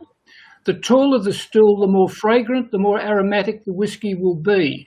Now, the reason for that is that the light components, the aldehydes, the aldehydes and the acids which come through are very light. Because they're light and you've got a very tall still, they will go, and the heavier components will be held back. So the still, the more aromatic will be the whiskey. If you don't want an aromatic whiskey, have a short still, because you won't get that. If you want something that's very, very aromatic, like you get in Speyside, have a tall still. That's why, trying to think, forgotten, has one of the tallest stills in Scotland, Glenmorangie. Now, they have extremely tall stills because they were originally used for vodka production, where they wanted aromatic nature. But no, the tallness of the still is important. And old Pulteney's got a very short still because they couldn't fit the tall one in their distillery like Ian. His is very short as well. Yeah, A couple of months ago, David, really good points there. I was chatting to Dennis Malcolm, who's the master distiller at Glen Grant, for another tasting we're doing. He mentioned that they have the very tall, slender stills as well, but they also have something, I've just had a note here, it's called a purifier, which they add to the line arm. And I think I've actually seen that at Sullivan's Cove. Its whole purpose is to take the heavier elements and to put it back into the still as kind of a final catchment. Is any of you guys using that kind of technology? Nope. Nope. David, what about yourself? David's frozen. David, for Andrew, you can jump in. No. Yeah. No. Oh. See you later. Those purifiers, I did read something recently about them, and someone was just commenting, someone from a distillery was talking about them, and he said they were put on, they think they worked, but they weren't really sure, but they left them on there. Yep. That was just one person's comment who worked in the distilling industry. Oh, it's a really interesting point of a lot of Scottish distilleries talk about their innovations and stuff, but then when you guys are the ones who make it and you can tell us how it is, it's I think an important question to ask, and having that sort of transparency is quite unique that we can talk about in the local Aussie industry. At least you guys are very forthcoming. Question to you, Andrew. Where's your still from? Where'd you guys get it made? John Door and Co. 20 years ago, ago when Dad was starting here, they're really much in the way of still engineering and still design here in Australia. And he also had his, he really had a lot of whiskey in mind. So he actually commissioned that UK company to design and build the still. We've just got the one still at the moment, which we use to let the wash run ends. But we'll shortly be getting a second still, which will run. But the current still that we'll use will continue to be a spirit still, but we continue that flavour profile. So that's been going 20 years strong. Did that deliver the flavour profile that your old man was after? Yeah, certainly did. A little bit to Ian, where he was very, very happy with the original spirit being produced, then did do a series of, I guess, experiments and different trial runs over the preceding number of years to sail in exactly what he wanted to do. So that probably, I guess, a good 5 years to sort of nail down exactly where we are now. But we've been very, very, very consistent ever since. And the things you find with most distillers, perhaps not Peter, was most distillers are pretty risk averse because you tend to find something you do well and you want to keep doing it because you don't want to screw up. So we tend to not really try a huge amount of different things here and there because it's a costly exercise if you get something wrong. It is indeed. We've done that before. And what about yourself, Ian? Where's your still from? The first 2 stills we built ourselves because we didn't have a lot of money, we didn't have a lot of space, and we had the skills and the talent, and basically it's pretty ordinary sheet metal work, so it's not hard. But the bigger one we bought from a bloke called Mark Burns in Griffith, who is an interesting character. He was stalking me online, it seems, and he rang me one day and said, I think I want to give what I'm doing a miss and make whiskey. And I said, what do you actually do? And he said, I make wine tanks. And I said, well, you're a nut. You should be making stills. You've got all the equipment, you've got all the expertise, you've got all the knowledge to make a still. And there's a bit of a backlog of stills at the moment because there's a 2-year waiting list. So he went ahead and made some stills, and he made one for us. I think we're either his first or second still. It's worked out really well. It's run on electrics. It's got immersed elements. It turns on at 4 o'clock in the morning while I'm still snoring in bed. And when I get to work about 8 o'clock, it's just reached the temperature at which things start to happen, and I'm quite happy with it. And it doesn't matter that it's really short. If we want to get lighter flavours coming over it, well, we just dial back the power a bit and take a bit longer to get the spirit to come across. I love arguing with David Baker about everything. We argued once famously in a Bad Frankie's a few years ago over the influence of barrels, and he was adamant that bourbon barrels were everything, and I was madly adamant that port barrels were everything that you wanted in the whiskey. And I'm glad he's not listening at the moment because, in fact, I've started to swing the other way, and I've filled a lot of bourbon barrels lately. I'd hate for him to find out that I've done that, but it's the case. Yeah, anyway, so back to what I was saying. I think he'll find out, Ian. Tell him, Andrew, please. I agree with what he was saying about the flavours and the profiles and the height of the still, with one exception. If you're early in the distillation run and those heavier alcohols that he finds less desirable fall back into the still after they condense in the boil ball, as the temperature goes up, they're going to be redistilled, revaporise, and they will then carry over. So you still get those flavours carrying over in your distillation. They just carry over a little bit later. So they'll finish up back in the spirit receiver. So I really don't know that it matters much what shape your still is. I think it matters a bit more on how you drive it. Yeah, how you drive it's far, far bigger influence. Yeah, when you get down to the nitty-gritty, the third decimal place, as was mentioned in the earlier one, maybe the still shape matters. Just something in that you touched on and David mentioned earlier, about the distilling at a single temperature. He said we don't distill at a temperature. I've often been asked a question about, which I was trying to say when my microphone wasn't working earlier, the temperature in the still just gradually goes up, not because of the amount of power we put on it, not because of the thermostat or anything like that might happen to be on it, but because we're boiling the alcohol out of it. And alcohol boils at a lower temperature than water. So, water boils at 100, And so when there's no alcohol left in it, that's when it's boiling at. So earlier on, it's boiling at a much lower temperature because it's got a lot of alcohol in it. So depending on how much alcohol you start with, my still typically starts at 90, 94 on a wash run, 93, 94 on a wash run because there's not much alcohol in there. And then on the spirit run, it starts at about 85. But then there's nothing you can put more or less heat in it will not change that temperature. It's only the temperature only changes because you're boiling the alcohol out of it. The physics allow for a specific percentage of alcohol in water to boil at a specific temperature. So a 10% alcohol brew will boil at a lower temperature than a 9% alcohol brew. And when you've boiled that 1% off to get down to 9, what do you know? It's the same temperature as a 9% alcohol brew boils at. It took me years to work out that and find it. And as the temperature goes up, in the still, there isn't just ethanol and water. There's hundreds of compounds. And as the temperature goes up, different ones of those evaporate and they come over at a higher rate.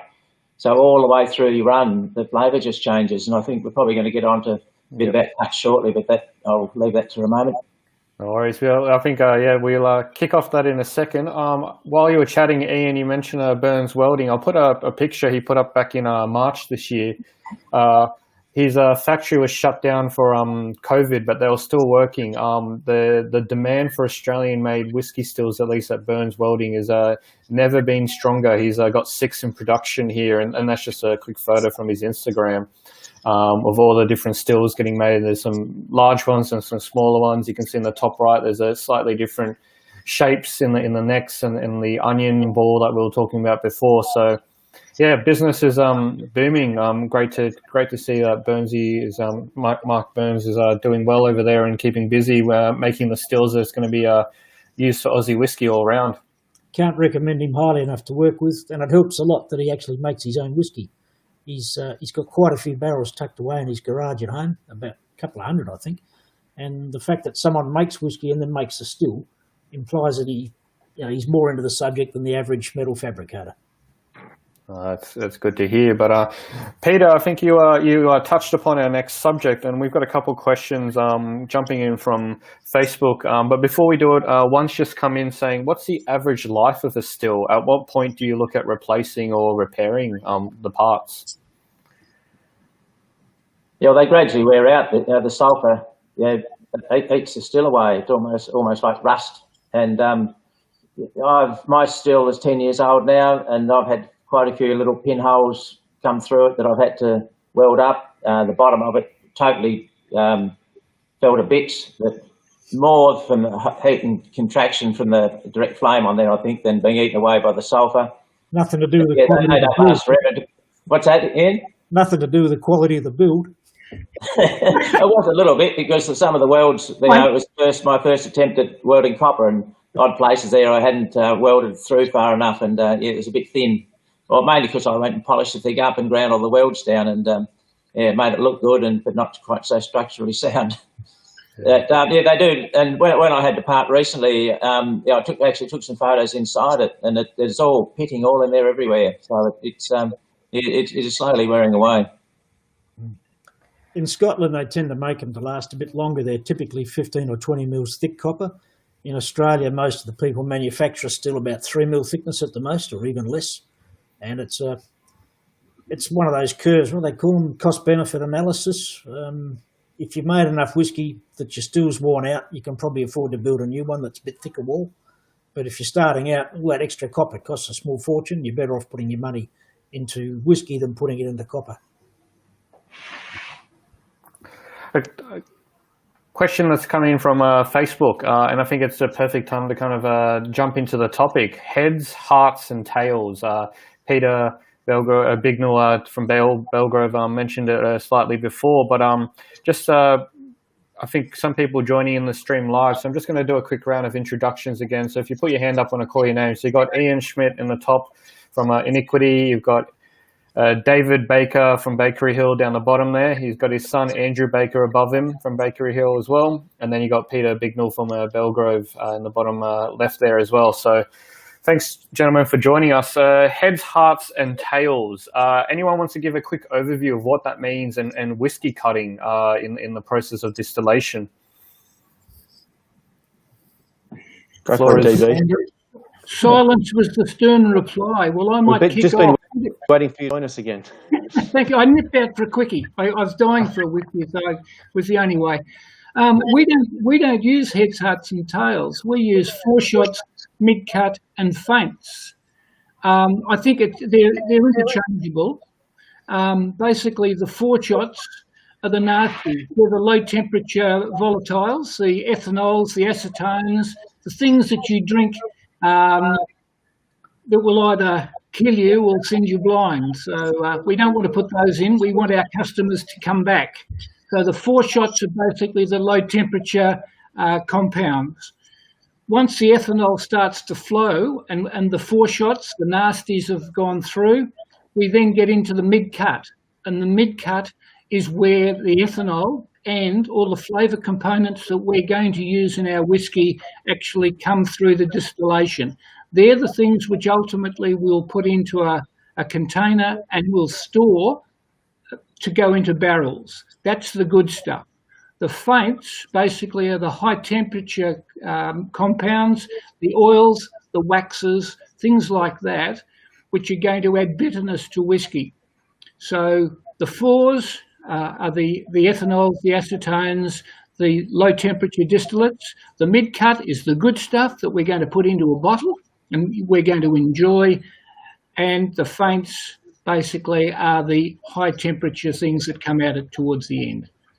Now, in America, they tend to use the other terminology, but it's interchangeable. Depends on the distillery that you talk to.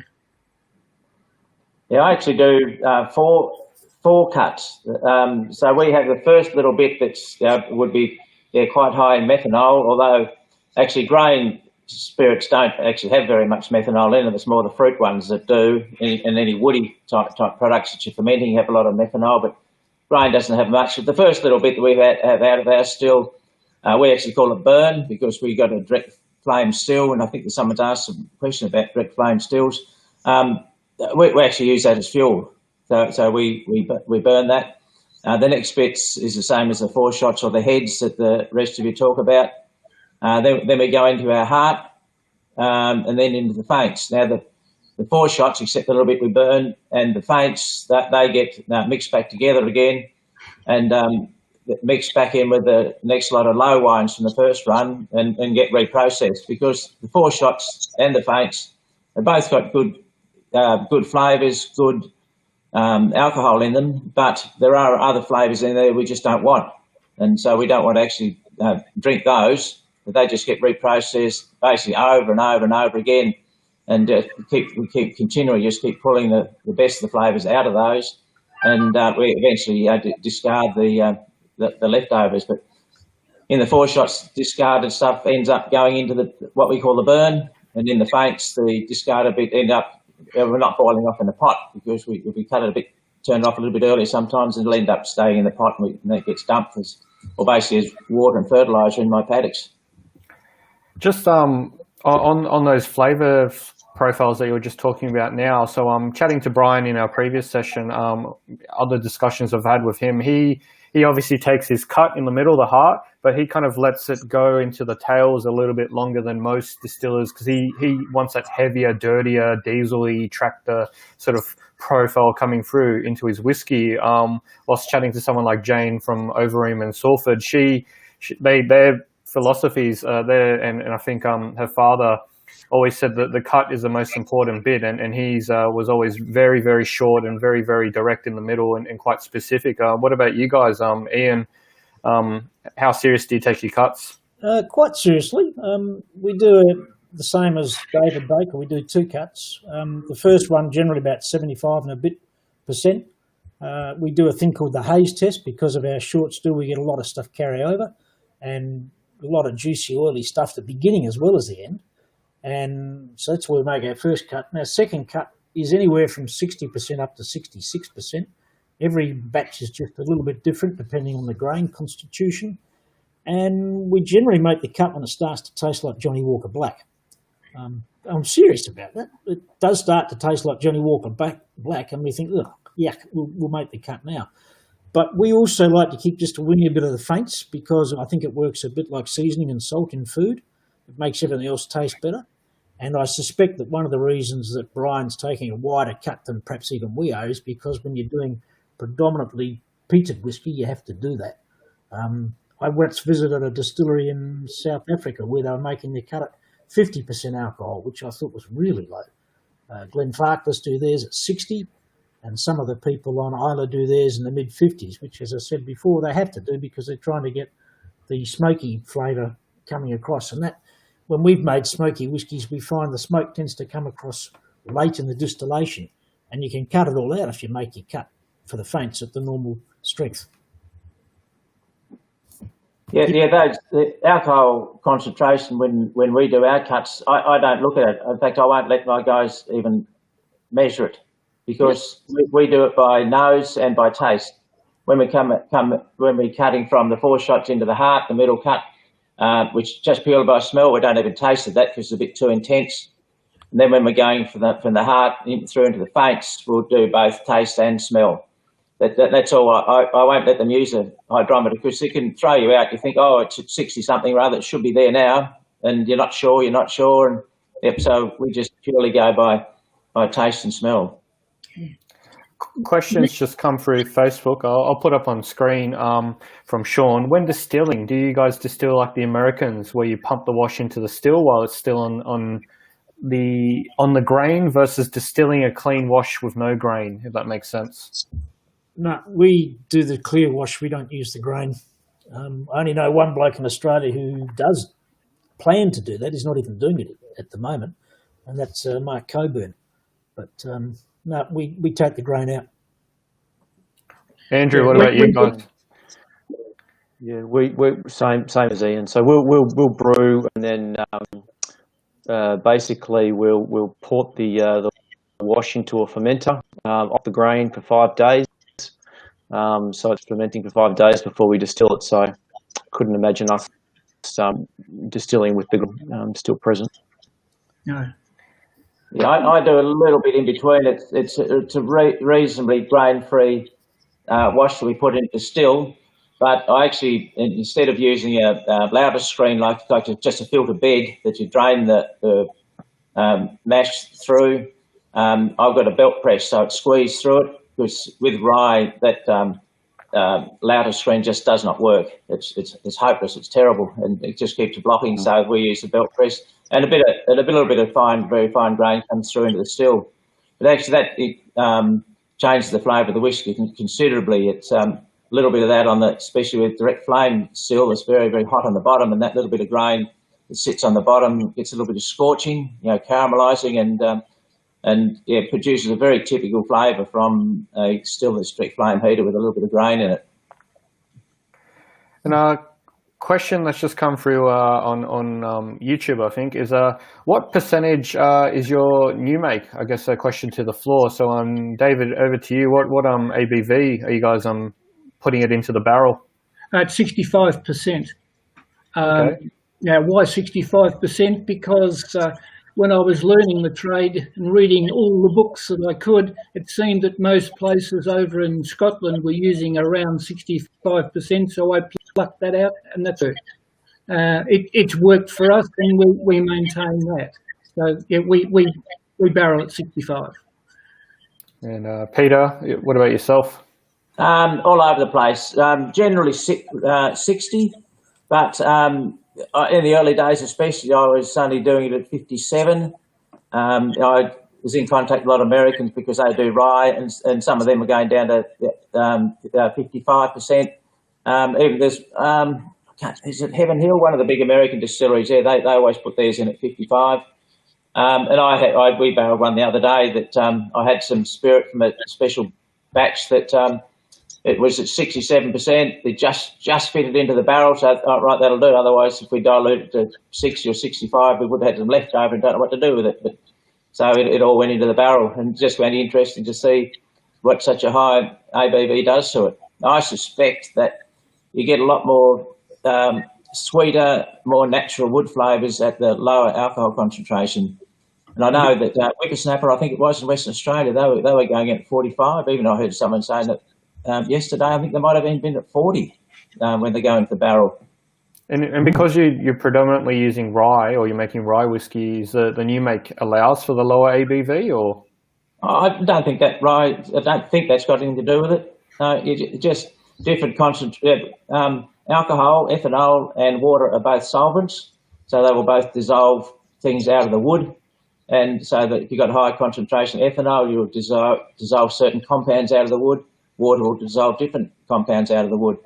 And so different ABVs, you'll get different flavours. Oh, it's really interesting stuff. Ian, over to you. What's your ABV, new make? Well, the research I did indicated, I must have read different books to David, but we were always doing 63.5% because that's what we thought was the thing to do, because that's what everyone else did. And having spoken to some Americans and other people, we decided to drop it down to 60% in recent years. And one of the reasons is that after having our booze in barrels in our climate for a year or so, we'd go around and check them and discover they were up in the high 70s. And we'd have to add water because we were a bit concerned if it got over 80, we'd probably finish up sucking things out of the wood that we didn't want to. So rather than add the water after a year, we thought we'd add it when we started and just do it in one hit at 60%. And we're now thinking we might even drop that down to 57%. We did by accident recently fill a barrel at 48%. That was a bit of what we call a flustercluck, and we'll probably bottle it under the name flustercluck because it was a real combination and comedy of errors. But it's turned out really, really nice. So something so ridiculously low as 48% seems to be yielding good results. So we might try a few more down around the 50% mark. Yeah, well, I've got some barrels here now that I've purchased from another distillery, which has to remain unnamed. It's from just up the road here. That was a part of a barrel investment scheme. And some of those barrels are filled at 45, 43%. And there's odd barrels in there that are absolutely beautiful. They're really, really nice. But I don't know whether they were initially filled at 43. I'm sure some of them were.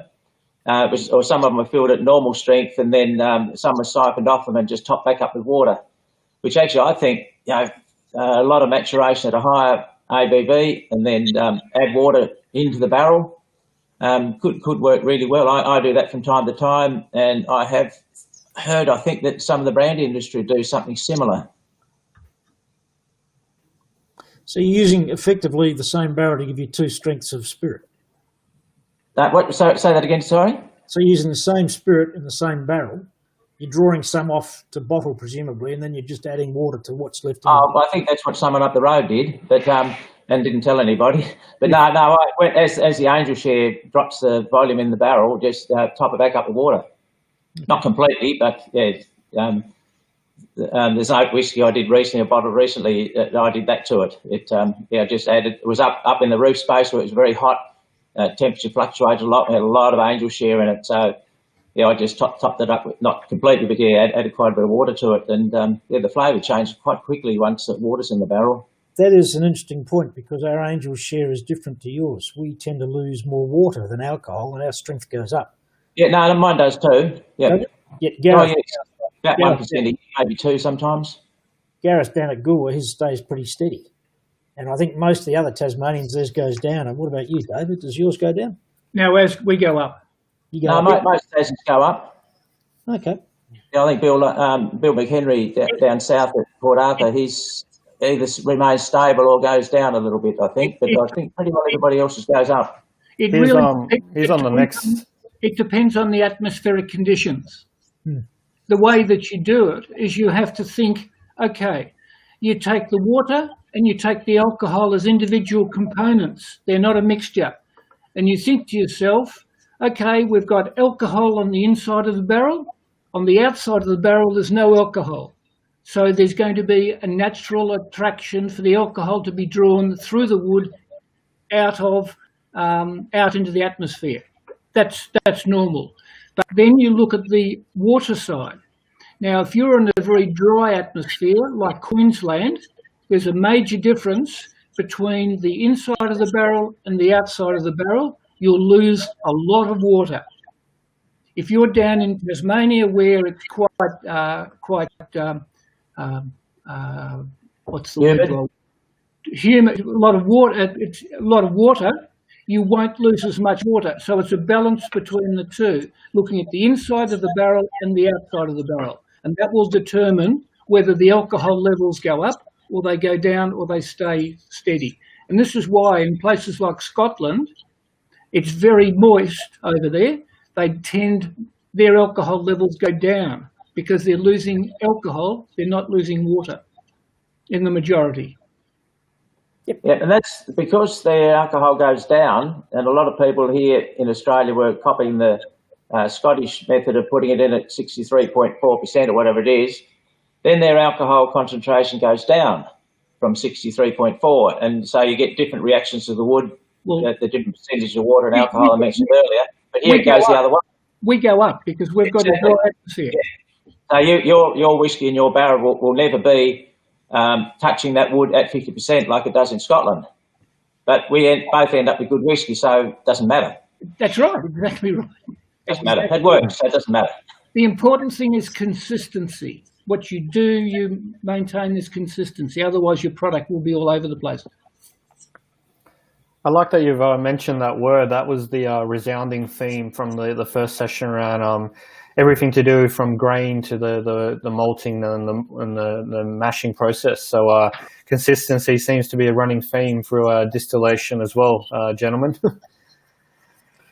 It's a different attitude though, because we like to have a consistent new make and a consistent process, but we don't like a consistent flavoured whiskey because that's boring.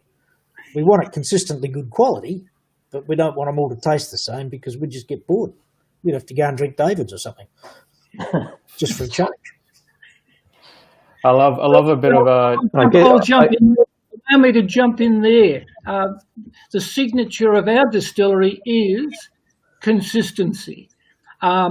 We want people that buy a bottle of Bakery Hill Classic today, in 6 months, in 12 months, or in 5 years, to know what they're getting. Now, you all know, because you're distillers, that no two barrels are going to mature at the same rate or to the same depth. So there will be a slight difference in whiskey coming out of different barrels. So we don't have absolute consistency, but the basic style of our whiskey is the same. Now, how we do what Ian was talking about is that we occasionally do different styles of whiskey. Look,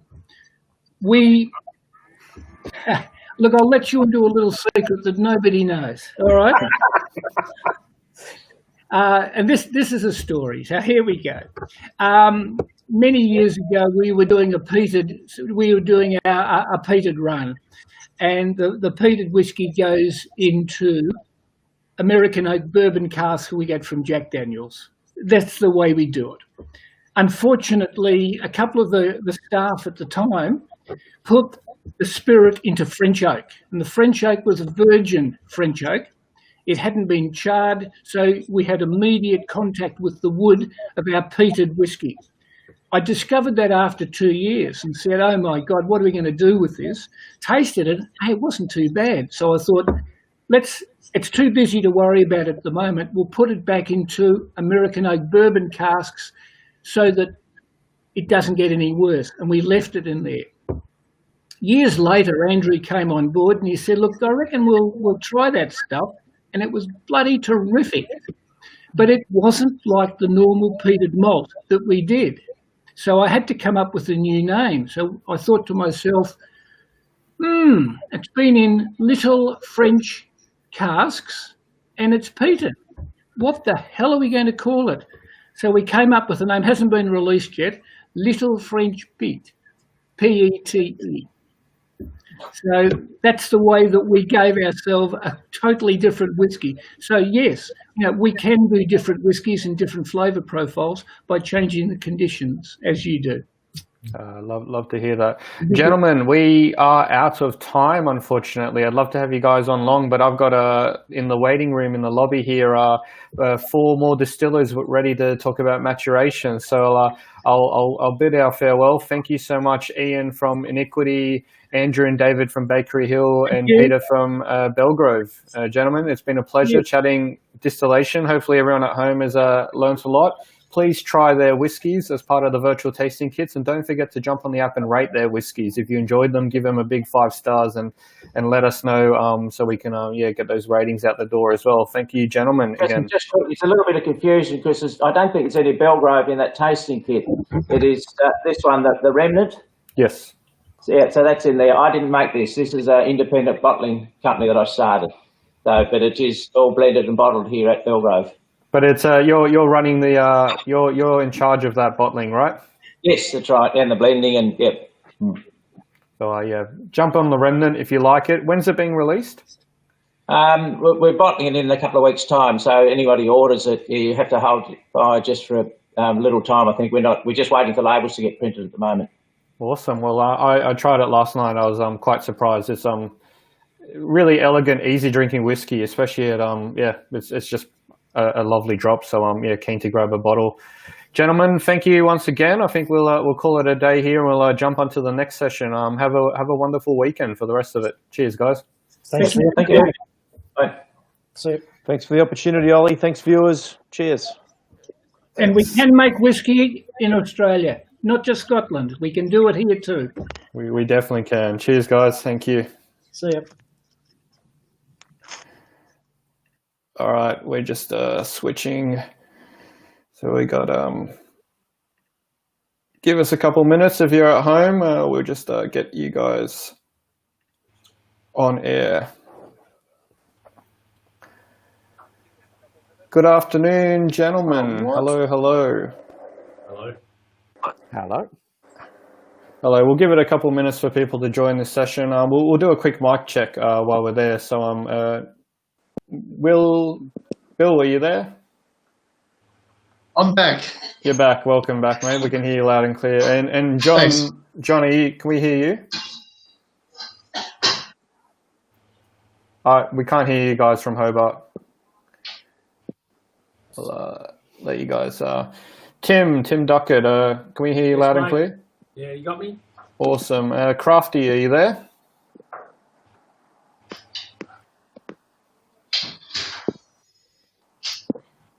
Crafty? Crap. No, you lost me. We can hear a tiny bit, but we'll let you come back. What's going on?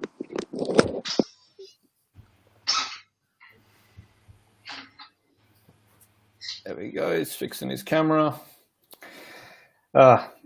Lucky you guys are experts at making whiskey and not virtual getting onto the cameras. Just stick to making the good stuff. Sorry, statistically, it's 1 in 5 that can't. John Jarvis, we can't hear you, mate. Sorry at all.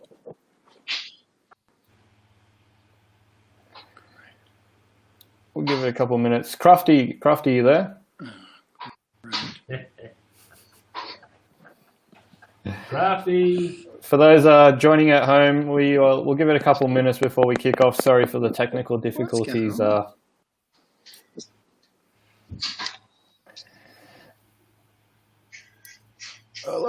just send Crafty a message here.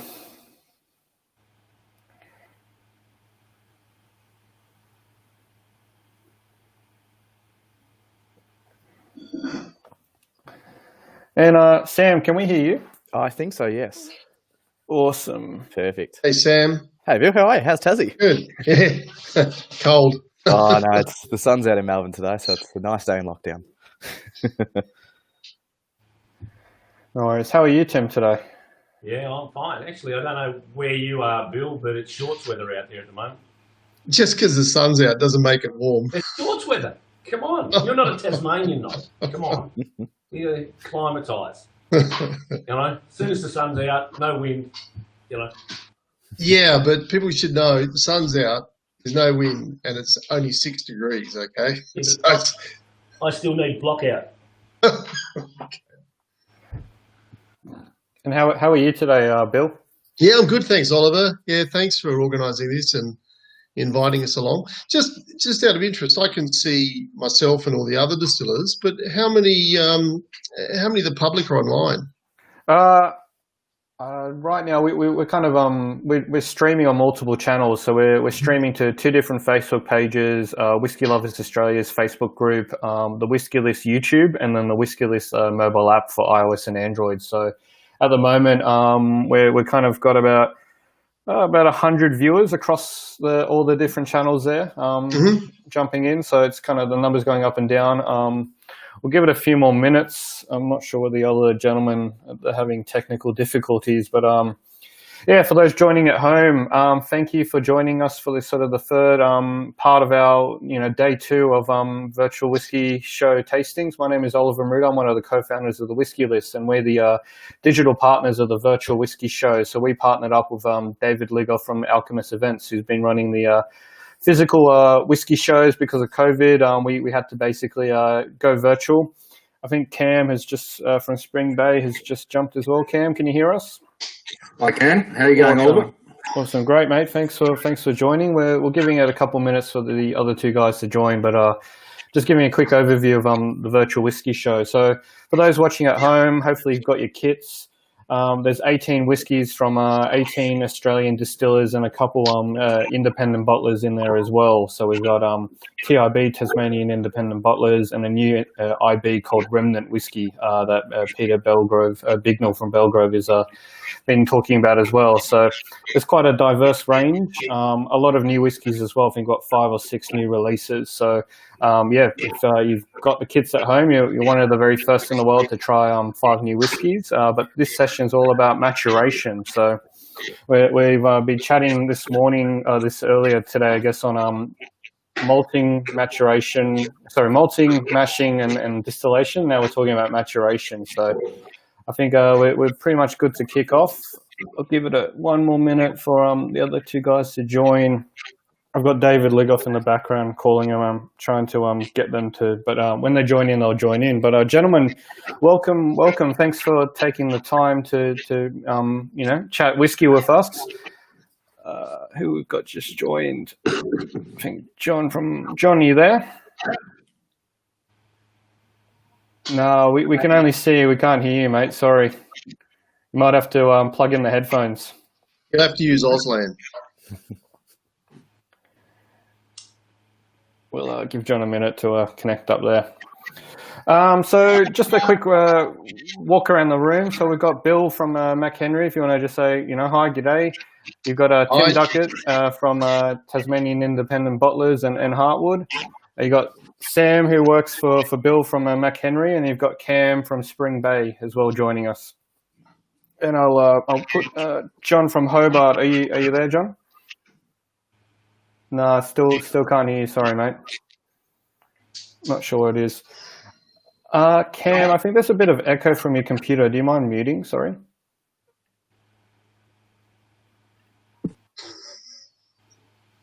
I think that's a bit better, yeah. Hopefully that's cleared up the echo. Just unmute yourself when you want to chat and then unmute yourself. So let's kick off.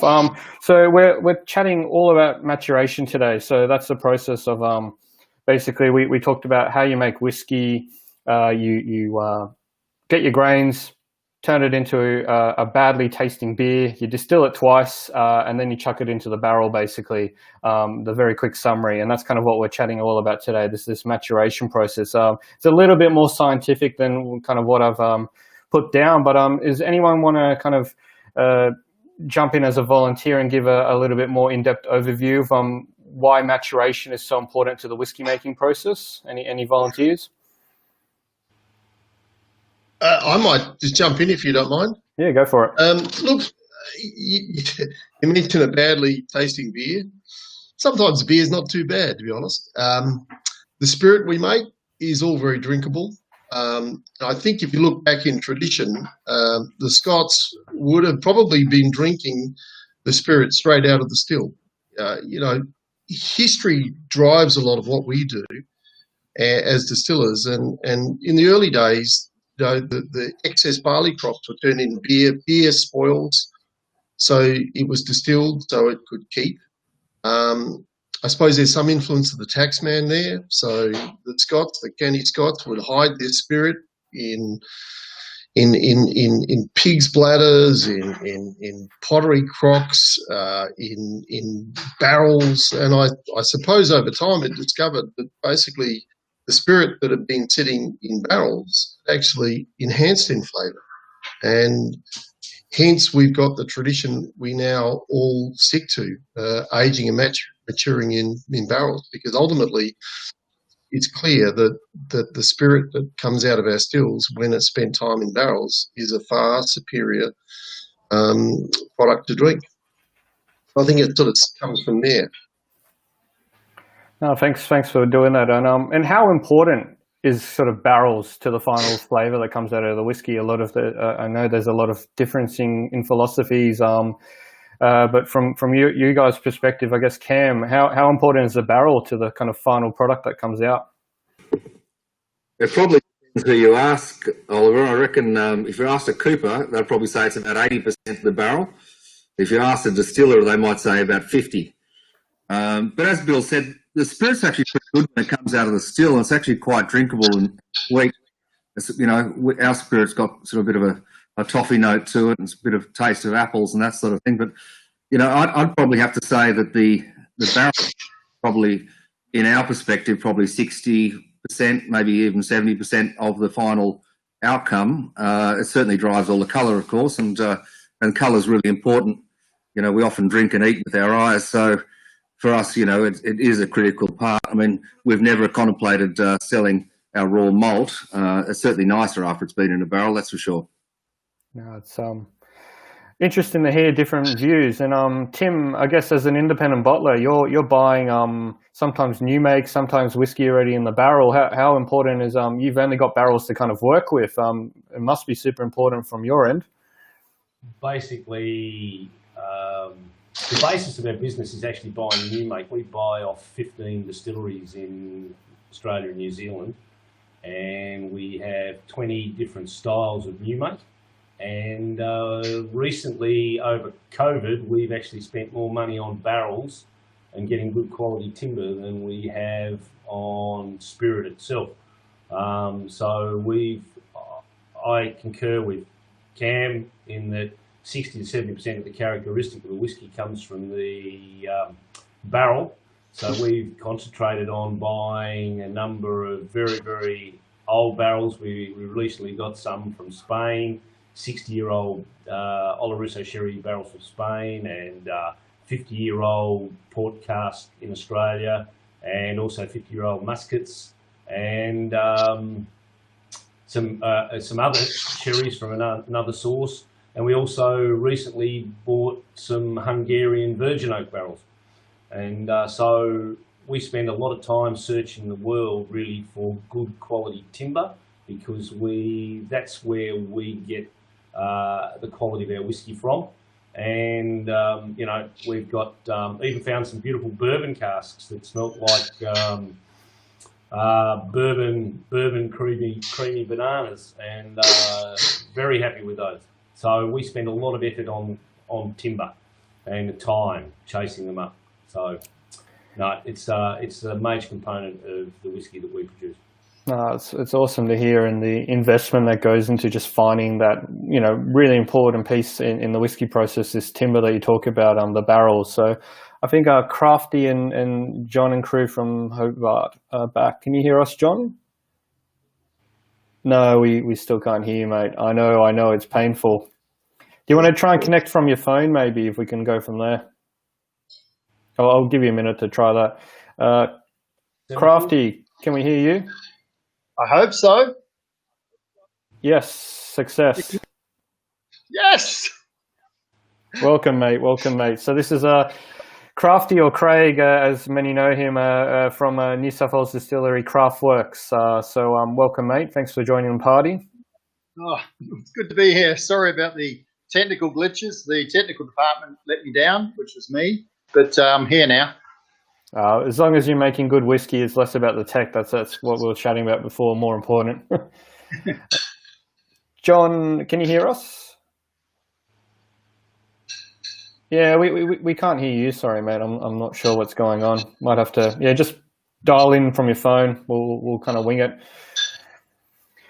So we were just chatting about different timber types and how important it is to kind of the final product. Crafty, from your end, I can see there's a lot of different barrel types in the background there, from different coopers and stuff. It sounds like wood's all about you, and super important to kind of the final product. Yeah, well, I'm sort of the new kid on the block, and I've been going since 2015. That's when I laid my first cask, and being small, very small. For me, it's been one barrel at a time. So I've been sourcing different types of casks, and just seeing where they go and learning it as I go along. French oak, American oak, bourbon cask, Shiraz wine cask, rum cask. There's a lot of blue rings up there, which is a certain type of cask called a super cask, which I'm quite intrigued with. And so it's very much a learning process. And funny enough, it was Bill. G'day, Bill. And, hey, Crafty. Bill was one of the first distillers that I had a discussion with, and it was Bill who said, "Mate, go out there and look for casks, look for different casks, and get them out there." So I took your advice. Thanks. Cheers, mate. John, can we hear you now? All right, can you hear me? Yep. All right, I'm so sorry about that. I had this really nice shot set up, and now I'm just tucked away in a corner. So I do apologise for that. No worries. And I think you and Ben are sitting too closely together. If I put you both on, there's an echo. All right, I'll go for a wander. Or you've got something, a laptop or something playing in the background. You might have to switch it off. No, it's all right. It's all good. I'm all over it. All good. And Bill, yourself down there in Tassie, what about you? How important is wood to the final product for you? Yeah, look, you hear figures anywhere between 60 and 80% of the ultimate character of a whiskey comes from the wood. So, clearly it plays a big role. But I think it's also not just the wood, but it's also the conditions you've got for aging.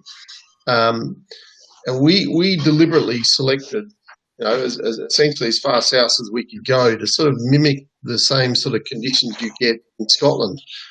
High humidities, relatively moderate flux in temperature day and night, summer to winter. And so consequently it means that we end up with having to mature our whiskey for a long time. Most of our whiskey is essentially aged the plan is to age it for 10 to 15 years. So a really conventional style of Scotch style whiskey. I think it's also important to maybe discuss, whilst we're talking about wood. So for consumers of whiskey, we talk about barrels. We're talking about oak, and ultimately it's always made of oak. I mean, there may be some discussion about other wood being used at the moment, but 99.9% of the wood we use is oak. And then it's always effectively a refilled barrel. So it's coming from somewhere else. Bourbon barrels, generally American oak, French oak, often out of the wine area, even American oak out of the sherry casks. So the previous fill has an influence as well as the wood itself, and then the time spent in the barrel, because the process of aging whiskey, it's not really a matter of just filling up a barrel and waiting. In fact, what's going on is you've got this sort of complex alchemy going on inside the barrel. You've got extraction of flavours, so the selection of wood and the pre-fill is important. You've got the extraction of flavours by the barrel, if you've heavily charred or charred your barrel through charcoal filtration. And then on top of things, you've got the oxidation that happens over time. Ultimately, the contents of that barrel do evaporate. In our case, it's the water that evaporates out of the barrel. So we tend to, the alcohol that evaporates, so we tend to end up with less alcohol in our barrels over time. And that evaporation leaves headspace, which allows oxygen. the barrel, and we get oxidative effects. So there's a bit of chemistry that goes on inside the barrel. Hang on a minute. Ali, there's someone at the door. Sorry, I'm at home. All good, mate. All good. So the maturation process isn't simply just about the barrel size. It's way complex than that, and that's probably why there's a lot going on that does influence flavour and the choices. Sorry. Hey, can everyone keep the noise down? I've lost my train of thought. All good, that influences what goes on and the result whiskey. I might jump in. So I've got a couple of photos to show up for those at home watching from home about the barrel making process. So I'll go through them really quickly and then we can have a chat about it. So I guess the first one here is all around what we call the cooperage part of the process. So all whiskey barrels essentially made by hand by its father and son sort of trade that's been passed on from generation to generation. There's a few coopers down across Australia, a couple of famous ones in Tassie. We've got Andrew Young in South Australia as well. I think Crafty uses a few of his casks. But yeah, it's all done by hand. Usually the Americans use virgin casks. I think a lot of Australian sort of distillers, you guys predominantly use filled with something. So whether it's ex-bourbon or ex-wine, sherry, tawny, port casks, etc. is quite popular here. Usually what happens part of that process though is they'll get it from a winery and you can essentially break the cask down, take it apart, the stave by stave. You can go and actually re-char it as well.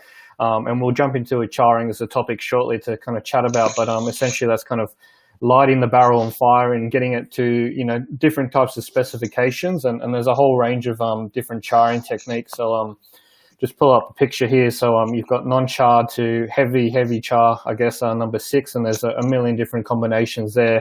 You can see how that blackness goes down into the wooden stave, and that's quite important. And we'll get some of the guys to chat through the charring stage. And then once the whiskey's aged for at least minimum of 2 years under Australian law, it comes out.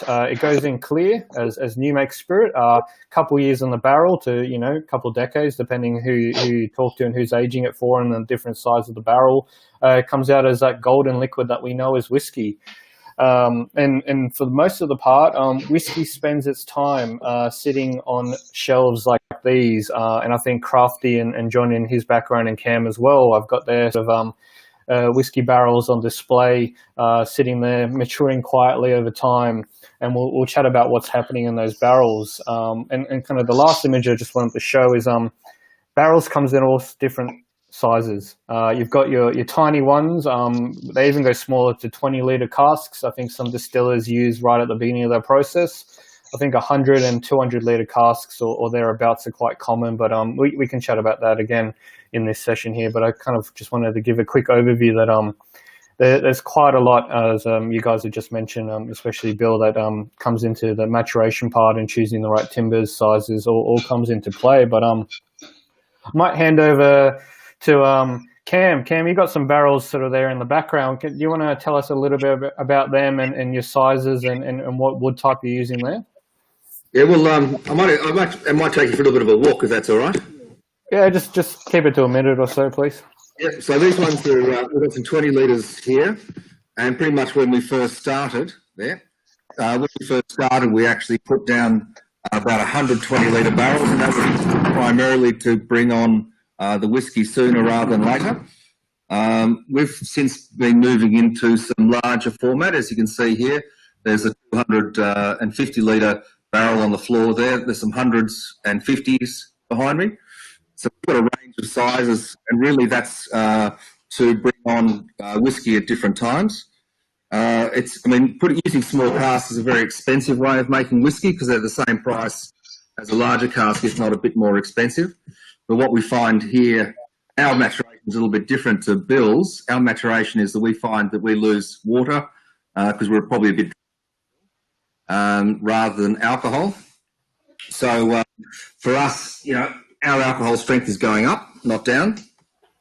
And we find that, we're sort of looking at around that 2 year mark for a 20 litre, 2.5 to 3 years for a 50 litre. At the moment, we're tracking our 100-litre barrels, which are just turning 4, and they're coming pretty close to being ready. And we're putting down quite a few beautiful Heavens Hill wet barrels that we've got with American Oak 200-litre, which would probably be 6 to 10 years in the making. But I think the oldest one at the moment is about 3.5. So we're yet to find out. Yeah, nice. John, over to you. What about yourself? I know you're doing a whole range of experiments of different barrel types. You got a rum cask finish in the tasting kit as well for us?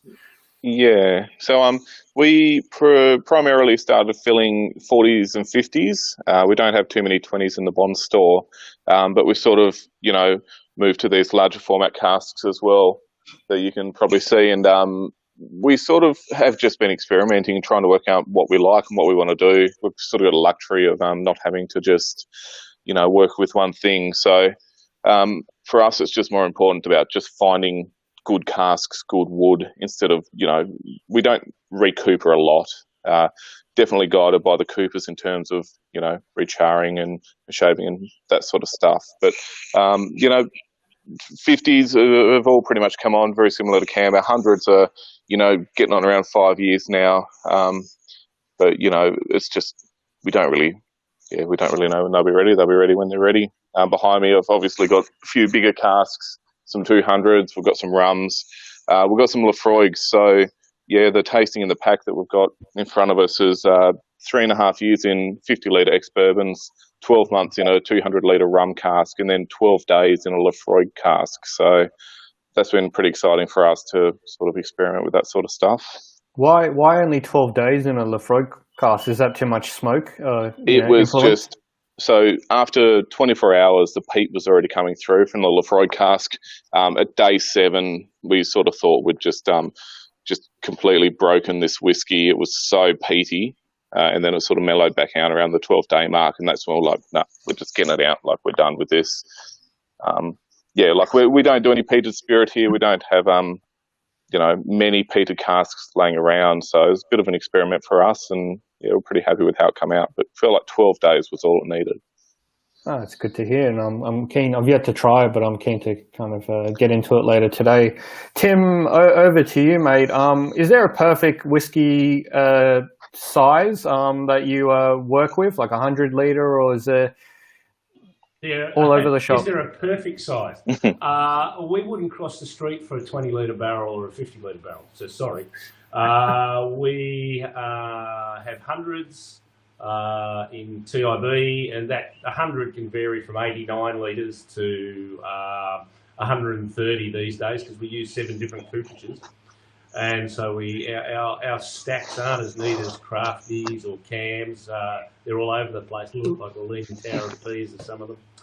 And we also in Heartwood have 200s and 225s, which is the most common barrel size we use, and a number of 300-litre barrels. The majority of our barrels are recoopered, and we get them heavily charred. Gives us that good old carbon filter, adds a little bit of colour, and just pulls out some of the unpleasant characteristics. And as I said before, we get new make from 15 distilleries, and they vary quite a lot. And we actually match the new make to the barrel type, and then we rack them up. And as I said, 100s, 200s, 225s, and 300s. There's the odd 150, that sort of thing. But a lot of the barrel sizes that we've got recently has been governed by what we can recover from the old barrels that we buy. As we concentrate on buying barrels older than, say, 50 years of age, a lot of that timber in those barrels cannot be used, or because it's cracked, or it's thin, or the penetration's gone nearly to the outside. We had a case where we acquired 17 Oloroso sherry barrels from Spain, all over 60 years of age. We could only recover 10 barrels from those 17, and they all ended up being about 125 litres, a true Scottish quarter cask. So, but that was the quality of the timber. It was the deepest penetration of sherry I've ever seen into wood. It was like 25 millimeters into a 35 millimeter stave. They were just, it was black as, just beautiful. And we've just got the last one of those coming off the production line now. And the other thing is because they're so brittle, as I said, they had to be handmade. We have 2 cooperages in Tasmania which are highly mechanised, and then there's one in the north of the state, and I'll give you a little plug, called Transwood, where they still make by hand, and they were the only ones that could produce those barrels for us. I love that. There's so much, like just even the penetration you're talking about. How much of that wine, that sherry, has come into the cask. Did you request that by spec, or was that just how they came and you were surprised? Okay, I don't want to take up too much of your time, but what's very important, as I said to you before, is the barrel. And we try and get our barrel broken down to the stave without just buying a bourbon barrel. That's the problem I have with bourbon barrels, is the control over the timber.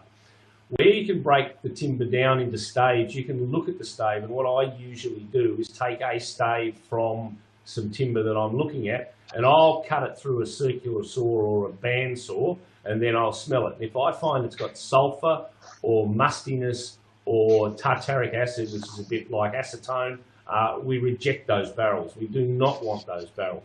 And so we want the ones that are fruity, like Christmas pudding for sherry, and like forest fruits with port, or a good creamy bourbon nose. We specifically target those where we have as much control over the timber as possible. Just buying a barrel from Spain or Portugal or out of the United States without having control over the timber, I'm not so comfortable with. We do have a few like that, but generally I like to get them broken down to the staves, and because like as you heard when with the previous session, David was talking about consistency of quality, and good quality timber with good quality spirit gives you good quality whiskey, and that's the aim.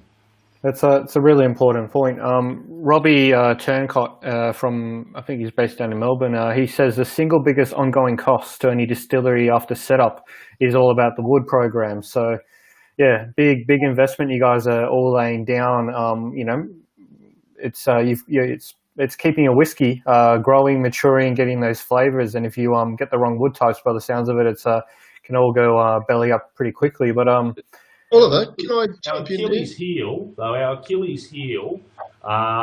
it's like Malthusian theory. Is that timber will be a limiting factor. A lot of distilleries, new distilleries, are going after cheaper quality timber, and they're making good whiskey, but will they make a great whiskey? Probably not. Talking to Bill Lark many years ago, he was saying that nobody's drinking sherry or port or any of the fortifieds anymore, and those barrels are getting harder and harder to get. And a really good 100-litre sherry barrel coopered now, if you chase it up, is going to cost you between $1,000 and $1,300. And I won't be surprised if a good quality barrel that's had sherry in it for 40, 50, 60 years is not going to be $2,000 or $3,000 in the near future. Yeah, it's a really good point. And I think traditionally a lot of Australian whiskey, we use the local sort of wine industry for a lot of our port casters stuff. As sherry prices for those barrels go up, we're seeing a lot of more distilleries move towards bourbon casks. But Bill, you had a point to kind of jump in before. Yeah, I just want to go back to where Jim sort of jumped all over the 20 litres. In defence of the guys that are using 20-litre barrels, I mean, I don't. I mean, we've taken the decision that we want to be very orthodox, and our conditions suit large barrels and slow maturation. But, you know, in this discussion, viewers have got to realise that the guys on this screen, you know, they have philosophies, they want to try and make a style, but they're also businesses. And to make whiskey in Australia is very expensive. The taxes we have here are oppressive. So consequently, you'll find distillers will typically start out with smaller barrels because it allows them to get wood maturation, colour development, enhance the flavour and modify the flavour then you make to be able to make really nice saleable whiskey. So, you know, it's okay for whiskey distilleries to use 20 litres, and it does become dumbed down to a choice, a philosophy, and very much a business decision. So, you know. One of the big criticisms, and if you talk to Andrew Durbidge or even Matt Bailey, one of the big criticisms of the Australian industry is the amount of tannin that we're finding in our whiskies. And a lot of these are derived from the 20 litre program. Yep. And and people are trying to sell it as an Australian characteristic. That's rubbish, and I use worse language than that usually. And it's a flaw, and they had an American judge out here recently that was pointing out that tannin is considered a flaw in the United States. And one of the big problems is that with a 20 litre barrel, if you're not very careful, actually I'll go one step further back. You should not, with a 20 litre barrel, mature it based on calendar months. It should be based on the number of summers it can go through. And if you put one down in November, after 2 summers, it's going to be close to ready. It's only going to be 14 months of age, and it is going to be at its best. And I know of a distillery very close to me that had 5 20-litre barrels, and sure enough, they left it longer than the 2 summers and started to take on tannin. And I even had one of the first 20-litre barrels with Bill Lark. Bill and I had one together. We let it go 3 summers. Well, you could not drink that at all. It was like sucking on a fence post. Yeah. And unfortunately, with the 20-litre program, you have to watch it so carefully. Mm-hmm. And some of them won't be whiskey. You let them go to whiskey, and you've gone too far. Yeah, agree, totally. But it totally agree. You can overwood whiskey very easily in a 20 litre, so it really needs to be closely managed. But you know, you talk about summers in where summer in Goolwa is going to be way different from a summer in Hobart. So it does depend on where you are, and it does come down to skill, and obviously keeping a really close eye on that aging whiskey. I believe Andrew at Goolwa matured some whiskey at Goolwa, and he sent some of a similar, if not the same, run up to Murray Bridge. And in the warmer temperatures, Murray Bridge was undrinkable, where the stuff at Goolwa was fantastic. So you know, you're right. You're right. Local conditions make quite a bit of difference, and I think particularly if you have consistently hot summers, where your whiskey is stored at high temperatures for prolonged periods, a lot of damage. Yeah, I reckon the South Australians are cringing when we say Goolwa. It's Goolwa. Yeah, all right. Crafty near over to High Marsh Island. That'll do. Crafty, over to you. Last time I was down in your shed, you had some by the front door. You kind of get that, you know, extra couple months of the summer warmth in. Did that experiment work, or you've because I imagine one side of your little shed there gets a little bit more faster maturation than the other side, right? It's a 60 square metre shed. Not going to make too much difference. Just before I talk about that, I'll just add something about 20 litre casks, just my personal experience on it. I don't have a lot of 20 litre casks. Most of my casks are 100 litre casks or 200s or a couple of 225 barriques. But what I've found with the 20 litre casks is they're great for vatting. So you can be putting together a vatted malt and blending off a 100 litre cask with another 100 litre cask, or some out of a 225 or whatever. But that 20 is like the salt and pepper. It can bring another dimension in and just bring another level of complexity into a young whiskey. So I've done that a couple of times, particularly with the tried a Semillon cask, a little 20, and I've refilled it. And it's amazing how little of it you need in a vatting to create that other dimension to the whiskey. So, so I find that quite fascinating. In regards to the question on changes within the shed and that, yes, where we are in Caperty, we get down to -5 in winter, and we get up into the high 30s in summer. So yeah, we do have those temperature extremes, but I am in an insulated shed. But what I do find is we get a lot of storm fronts that roll through off the plains, and you get those low pressure systems come through, and they absolutely stress the barrels. It's physically noticeable. They hiss and squeak, and you can see movement within the wood. So that, to me, is another dimension besides temperature and barrel size. So just my 10 cents. Yeah, Crafty, you're absolutely right. People don't realise, to be honest, that atmospheric pressure can change the high or low tide by inches, and it has that same effect on the spirit in the barrel. It essentially can massage them. So it's a complex beast, this aging process. More than just oak. It's also other things like, your high and low temperatures, your diurnals, your atmospheric conditions. It's a beast. It's a beast, all right. John, over to you, mate. We chatted earlier this year. You used a maple finish cask, and you said half the audience loved it, half the audience, had mixed feelings about it. What's your take on using such a non-traditional cask? Well, I guess so. We do a lot of maturation in American oak ex-bourbon, and there was a rum maple cask finish that we'd gotten our hands on. And we do have quite a few different casks in the bond store, a bit less traditional than what people would use. And it's always a bit of a gamble. But the main thing is, I guess, as long as we're doing some sort of quality assurance before it goes out the door, I don't really have too much of a problem with it. It's just, to me, that's a part of the fun of doing what we do. Is putting spirit or putting mature whiskey into a different cask and see what happens.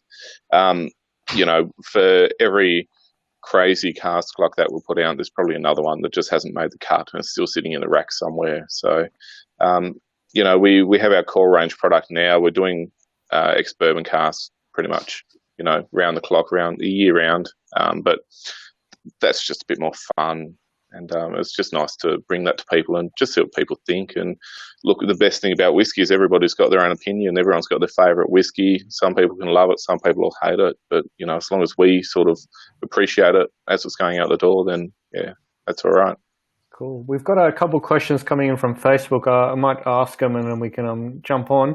Alex asks, over the duration of the maturation, do you need to turn or move around the barrels, or do you guys just leave it there? Is that a myth? Is something required? Does anyone actually move the barrels? Well, look, we don't. Sort of... Oh, sorry, John, you go ahead. Yeah, so we have these racks behind us, behind me that you can see, and we always intended to sort of rotate the casks through the rack on some sort of calendar year or something like that. But the reality is we just don't have the resources to do it. So we have put some higher in the rack when we might want to get them a bit more warmth because it gets quite hot towards the roof. But for the most part, we just leave ours where they are. Yeah. So look, typically we don't. I mean, every distillery, has a different practice depending on their scale. We'll have 1,000 barrels. It's very difficult to move all those barrels and still run a distillery. There is natural movement in the spirit anyway. There's convection going on. There's Brownian motion. That spirit does move naturally in the barrel. And like John said, you can sort of move it to a different part of the distillery where you can expose it to different conditions and essentially encourage that movement. I know Adams, they have their slosh barrel, which they half fill and they roll it down the distillery every day or every second day or something like that. So I don't know. A lot of these conversations end up with horses for courses. Every distillery has their own, their own objective, their own philosophy and their own methodology. And there's no right and there's no wrong. If there was, there would only be one whiskey on the world because that would be the right one. Very true. And we know that's not the case. Tim, you sometimes leave a I think you're muted at the moment. You leave something by the front door of your shed sometimes for that one extra Christmas summer. and New Year. Yeah, the summer period. I've got some barrels on the floor that I just kick round and treat without any respect at all. Just beat them up and throw them round. Because when you lose angel share, I mean, I agree with Bill. Practically, if you've got hundreds of barrels, you can't shift them around. And he's right about the climatic conditions and the temperature conditions and the pressure conditions causing the interaction of spirit and wood. Though, when you lose angel share, and let's say a whiskey is mature when you've lost 25 to 30% volume of your barrel, just as a loose number, there's quite a bit of that wood that is not interacting with the spirit. And so some people do actually consciously move their barrels round to get greater contact with that because it's dropped, let's say 3, 4, 5 inches in your barrel. That means that there is quite good quality timber at the top of the barrel that is not exposed to the spirit. And there are people who do move them round and, even storage like starwood on their ends to get better contact with spirit and wood, or more contact with spirit and wood. So it is done, yes, but it is practically it's pretty hard to do when you've got a large number of barrels. And you actually, I was just going to say, Oliver, what we find, I have to slightly disagree with Tim about quality wood not being in contact. We had I can see you smiling, Bill. Stop that. Yeah. Some of our casks, if they've only got about a quarter of the volume in there, you knock the wooden bung out and it is wet. So even though the barrel's only got this much liquid in it, the spirit's getting all the way to the top of that cask. And what it does is, if any of that wood starts to dry out, via osmosis, that spirit will actually naturally move into it. And so you take a bung out of a cask that's only a quarter full, it's always wet. So that spirit's always moving in the barrel. So I have to disagree with Tim there a little bit. And that's one of the reasons why we wouldn't bother touching any of our barrels. Occasionally we might do a Tim Ducket and roll one closer to the roller that we need to give a bit of a hurry on. So we've actually got a name for it, Tim. Let's ducket that barrel. I'm going to my defence there, mate. It just came from David Vitale at Starwood, mate. I'm just, Yeah. To change it up a little bit, obviously maturing it is all around how long it is in the barrel. There's a minimum 2 years required by law in Australia to call it whiskey. But is age statements an important thing for the Aussie whiskey industry? We'll go around the room quickly for your opinions. Bill, up to you first. Is it a good thing, a bad thing? Do we need aged whiskies here, or is it all about the end product? Look, I think it ultimately comes back to your individual philosophy. Young whiskies are inherently not inferior to older whiskies, and you've got, if you look to Scotland, you've got distilleries that stick by the mantra of age is important, and others that, like Macallan, take a different stance on aging their age statements on their whiskies and aged whiskies. I think, for me, though, I think age is important because the terroir, the environmental conditions we have at our distillery essentially force us to leave it in the barrel for 10 to 15 years to get the complex reactions we need that go on inside a barrel. We can do that because our angel share is less than 2% a year. So we can easily afford, it costs us to age, but we don't lose so much of our whiskey that it makes it unfinancial, unviable. So for me, age is important, and the longer we can do it, the better. But I do respect that there are other distilleries which are in a different position and ultimately take a different decision on how their stance on aging. Oh, awesome, thanks for that one. Crafty, age important for you, or what's in the barrel? I think it's more of a case, and I'm sure there's others that would agree with this, it's not how many years it's in the barrel, it's how many summers it goes through. That has a dramatic impact on the whiskey. My own approach is I'm trying to make young It is young, complex whiskey, doing it through my mash bill selection, doing it by the type of barrels that I'm using, and producing a smooth whiskey. So one of the great pleasures I have in life is when you'll get someone come to the cellar door, which is the roller door up, and they'll try a whiskey and they'll say, "Is this whiskey?" And you go, "Yes, it is." And they'll taste it and say, "That's so smooth." And then they'll ask the age, and you'll tell them the age: 2.5 years, 3 years, 3.5 years, whatever. And their response is, "It's really young, but it doesn't taste like a young whiskey," which is reassuring because it means we're on the right track. Would I like to make a 10-year-old whiskey? Absolutely. It would be a different style of whiskey. For me, it would be a whiskey. I'd have a completely different mash bill. But yeah, that's a long time. And right now, I'm just trying to get some young, complex whiskey out there. No worries. And Cam, over to you. What's the average age of your whiskey, and is it as important for you guys? You don't put it on the label either. Yeah, well, I suppose for us, I mean, I have to slightly disagree with your premise about maturation. I mean, personally, I believe from a chemical point of view, maturation isn't how long it's been in the barrel, but how often the spirit goes in and out of the wood. I mean, for us, we're finding that the profile of some of our 4 or 5 year old whiskies probably equivalent to maybe a 12 or 15-year-old Scottish whiskey in its flavour profile.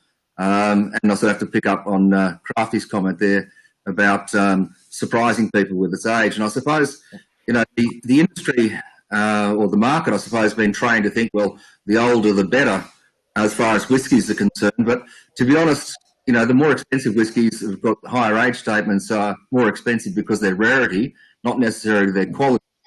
And like for me, I find I'm drinking some 21-year-old I got for my birthday recently, and it's a 21-year-old Springbank. Springbank's one of my favourites. I actually prefer the 15-year-old whiskey over the 21-year-old. Where Crafty says smooth, I sometimes read dull into a whiskey. And I think sometimes younger whiskies actually have a little bit more interest to them than older whiskies. And I think the market's sort of been trained because of the Scottish industry to think that older's better, which it often isn't. And you can see the Scottish industry is running out of age statements, so they're moving away from that anyway. When we were in Scotland in 2015 for Lefroy's 200th birthday, they told us there'd be no more 18-year-old Lefroy in 6 months, and sure enough, it dried up. For us, it's sort of ready when it's ready, and I think, we're lucky that we've turned 5 years old, like Crafty. We're at the stage now where we can actually sit on whiskey, and it doesn't need to, we're not looking for whiskey in the shed to bottle because we need the cash flow, thankfully. The 20s you can see here behind me, they're our private casks. We've got to the stage now where we're using 100s and 200s predominantly, mostly 200 plus. And for us, I suppose it's just ready when it's ready. But I do love the smaller casks. I think they are a lot of fun. And to pick up on the panel's point, yeah, we count the number of summers. It gets really hot in the shed here in summer. So our 20s, we're all over them after 2 summers. Thankfully, it's pretty cool in the shed and we can drop them onto the floor if they cool down. But, we have to get over this age statement thing. It is a nice thing to put on a bottle, but doesn't necessarily mean it's a better whiskey. That's a really good point. And John, what's your take on non-age statements? Important, good, bad? Yeah, so look, for us, it's, we don't really have any pressure to get whiskey out the door. So that's sort of why we're moving to the bigger casks as well. The 40s and 50s have served us well and had a really good result. But, I think larger casks is the way to go. In terms of the age statement, I mean, yeah, look, if it's ready, it's ready. It doesn't matter if it's 2 years and 1 day or 10 years. If it drinks well, if it ticks all the boxes for what we're looking for in a whiskey, then we're happy to put it out. We try to be quite transparent with the ages of our whiskey and the cask types and finishes and everything like that, just because I think the consumer wants that. But I do agree with Cam, and I sort of feel like there's so much marketing behind the age statements being a be-all, end-all for whiskey when it's just not really the case. It's just all about the quality. Quality and consistency is key here by the sounds of it resounding. Tim, any differences there? Or No, I agree with everybody. The interesting thing is, and Matt Bailey may correct me, one of the fastest selling Scotch Malt Whisky Society releases was it a 6 or 8 year old Ardbeg, probably maybe 6 or 7 years ago. No, it was very, very young, and it was extremely popular because with time, particularly with peated whiskies, you lose the influence of smoke and peat with time. And so the Scotch Malt Whisky Society released a number of younger whiskies that, coming from the distillery, would not have had an age date. When they were brilliant whiskies, they were absolutely magnificent. And so age statements probably coming out of out of Scotland. It was a good marketing ploy, probably dating back to the 1980s. And but it never told you what size barrel it came from. A small barrel matures more quickly than a large barrel. And so for me, age is not that important. The oldest whiskey we have done has been 17 years of age, and the youngest one we've done would have been 3. And I had a barrel the other day that was 100 litres, and at 2 years of age, it was magnificent. So why wouldn't you release it? No, it's great to hear. A few questions coming through Facebook. I just want to do a time check. Have you guys got an extra few minutes to hang around to get through some of these questions? Yeah, sure. Awesome. We'll go through as quickly as we can. Sean asks, what's everyone's, or at least someone give us one opinion, what's everyone's views on cask orientation? All horizontal, or can they be vertically stacked, or? Well, Tim mentioned that Star would employ that. I think it's more from economy of space. If they're vertical, you can stack them on pallets and you can stack pallets high, and it certainly makes that the racking process and the cost much cheaper. We tried them out simply from a materials handling perspective, because you can see behind Crafty, those racks and the cages and things are very expensive. So it does make a lot of sense to actually go vertical. So we've started to do a lot more then, because we're just filling up space in our warehouses, and our council is making it harder and harder to build bloody more sheds.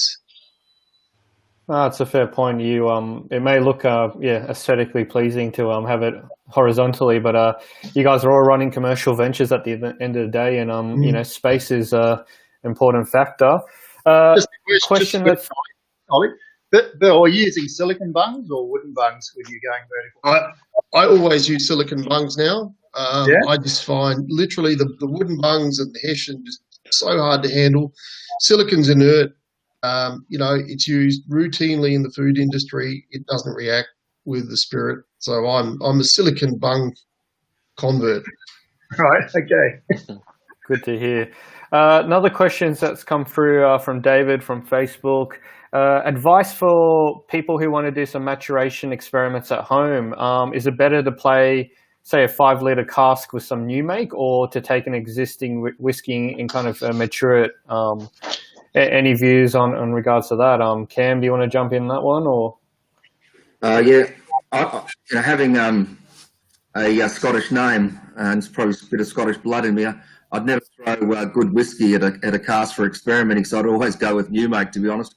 A 5-litre cask, I've actually tasted some whiskey out of a 1 and 2 litre cask that only took 6 weeks to mature. So I'd put the new make in, because otherwise I reckon you're going to ruin that whiskey, and check it weekly. I reckon it'll happen pretty quickly. Yeah. What about yourself, Tim? For people want to mature at home with a 5-litre cask, new make, or what was in the 5-litre cask, mate? If we figure out the juice, was it fun? Yeah. So it depends what was in the barrel and how. A lot of people have been gifted these small barrels, and they fill them with port and they keep topping them up for year on, year out. So. They're probably okay, but you want to be very selective with the small barrel that you want to use. And if it is good quality, yes, new make, as Cam has said, is the way to go. Yeah, nice. I reckon new make, because it's brilliant. watching that spirit change, go from that sort of volatile, aggressive, sort of white spirit to, the first of all, that amber colour, that sort of sunset colour through to the treacle colour, and just, if you're patient enough to wait to the end, usually most people are sampling along the way. I think actually new mate. You sound like a romantic, Bill. I am. Well, Yeah. coming back to stacking, I'm a romantic. I love to see those barrels stacked up on their side in those dunnage, bond stores. But at the end of the day, we do have to sort of, manage our bottom line. Australian whiskies inherently are very expensive because there is a lot of costs in setting up and a lot of costs in running the distilleries. I think we're at maybe a bit of a pivot point with pricing. I think there's going to be some corrections, and so distilleries do have to look at the expense of setting up and running their distilleries, and obviously what goes into the bond store and how it's stored is one of those facets that's got to be controlled. I think we're, as an industry as a whole, in the last 12 months, there's been quite a few around the $100 range Aussie whiskies, blends, most of them, starting to appear. So yeah, we're starting to see a bit of the industry, I guess, maturing and different product lines and sort of combinations coming out. Another question from Facebook from Dean.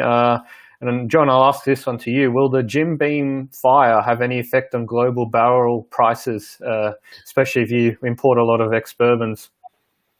Oh, look, it might do. I mean, I don't really sort of follow what's happening around the globe with the casks and all that sort of stuff. I do remember hearing that, they were trying to change it so the bourbon casks could be refilled in the States. So I think that'll probably affect, some of us Aussie distilleries a little bit more than, just a minute amount of casks, disappearing. Yeah, fair point. Another question from Peter Galata from Facebook, and maybe someone needs to clarify what this means. His questions are, what are your thoughts on wet filling barrels and also conditioning barrels in lieu of buying a barrel that's held a particular liquid for a longer time? Anyone wants to jump in and take that one? Yeah, I'll jump in on that one. One of the barrels which I'm watching very closely, which I'm intrigued by, was a wet-filled barrel. It was a vintage port barrel that I got from Mudgee, and they basically decanted the port. I had new make ready to go, straight into the barrel, and it's maturing and it's giving me very interesting. So I'm watching that one closely. But on the flip, I've got another cask, which is a Shiraz cask, which is uncharred. And that one was a South Australian, an award-winning Shiraz. And that one is 4 years. And that one is just not doing a lot at this stage. It's probably going to need a lot more. So I'm leaning more and more towards using charred barrels, more traditional approach, as opposed to wet fills. But like I said, I have had a couple of wins with wet fills. As far as reconditioning, don't know if you can see behind me, but there's a few blue ring barrels. And those blue ring barrels are from Andrew Young, Cooperage in Seppelfield in South Australia. They are reconditioned. They're dry red wine barrels that have had Oloroso sherry in for a year, then toasted and really heavy char. And they are producing some interesting flavours. So I'm looking forward to seeing how those ones develop.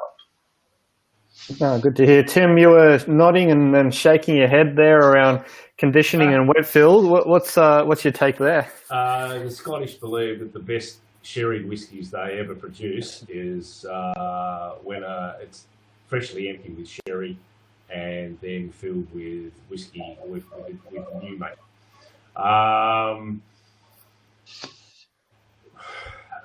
We have some wet fills which are only fortified. I know Crafty and I probably they're not going to. I won't touch them. You know how I said I won't cross the street for a 20-litre barrel and 50-litre barrel. Well, we have 16 different barrel types in our bomb store, and we don't have a Shiraz or a Pinot or a Malbec or a Chardonnay cask anywhere. The closest thing we've got is an old white wine cask that had sherry in it for 10 years, and I've put one of our mixers in it to retreat it, and I use it as a table, and I'll use it for a table for the next 3 or 4 years, and I roll it round and I turn it upside down and I use the other end, things like that. I think wet fills do work, but it depends on the barrel type, and like I say, I like those barrels that have had a lot of sugar in them because that'll give my spirit texture and body and length. But generally, most of our casks are recoopered and recharred and toasted, and so we bought a lot of 50-year-old 300-litre port casks. The majority of those were converted to 225-litre recoopered barrels. Yeah, nice. John, do you do a lot of wet filling or reconditioning, or? Not so much. We sort of have toyed around with reseasoning casks, but it's not something we've spent a lot of time on. So for us, it's generally more about just getting a fresh cask and make sure it's in good condition. I'm not opposed to the idea of people trying some different things and doing different stuff like that, because we want a bit of variety in what we're doing, what we're all doing, and everybody's spirit reacts differently to the wood anyway. So, what works for us here might not work for Crafty or someone else. Yeah, nice. And Bill, are you doing any of those reconditioning? Look, we've done a combination. For us, it depends on the source, the supplier. I mean, American oak is often recoopered, recharred, heavy to the medium. The ports that we've been able to source have been wet as much as we can wet filled, because they do generally have to come out of Victoria or South Australia somewhere else. So we've done a combination. Prior to filling any of our barrels, we'll always, particularly the bourbon, we'll actually do a fill with hot water just to expand up the timber. To prevent any leaks or make sure there aren't any leaks, because leaks are expensive. And it's a depressing thing to go back to your bond store and find a barrel that you've filled up and spend a lot of time and effort filling 3 months later is half empty because of a leak. Does that happen common across the entire industry? Is this more like once in a blue moon? For us, it doesn't happen very often. We're pretty fastidious about the barrels we use, tightening up the straps and everything like that, and also just keeping a close eye on our bond store. I don't know about others.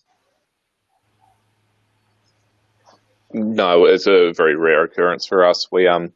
We generally don't fill our casks with water before we fill them with new make spirit, but we soak the outside, soak the heads, we sort of tighten the hoops and keep a close eye on it all, so we haven't lost too much through leaks or anything like that. Yeah, I had a hoop pop off once. That wasn't so good. What's that? Sorry, Crafty? I had a hoop pop off once as I was moving a barrel. That wasn't so good. So that's had a ratchet strap put around it, and I think the ratchet strap's still on that barrel. So, but what, if I understand correctly, the hoop that's keeping the wood together is off, and you've strapped it, and now you're just praying. The hoop's back on. I just want to clarify, Crafty, that hoop pop-off is not a medical condition then? It could have been. It could have been. I was running around in a hurry. Nice. I'll just say that the recent barrels I've bought have all been pressure tested for me. Yeah. And some had to go back recently.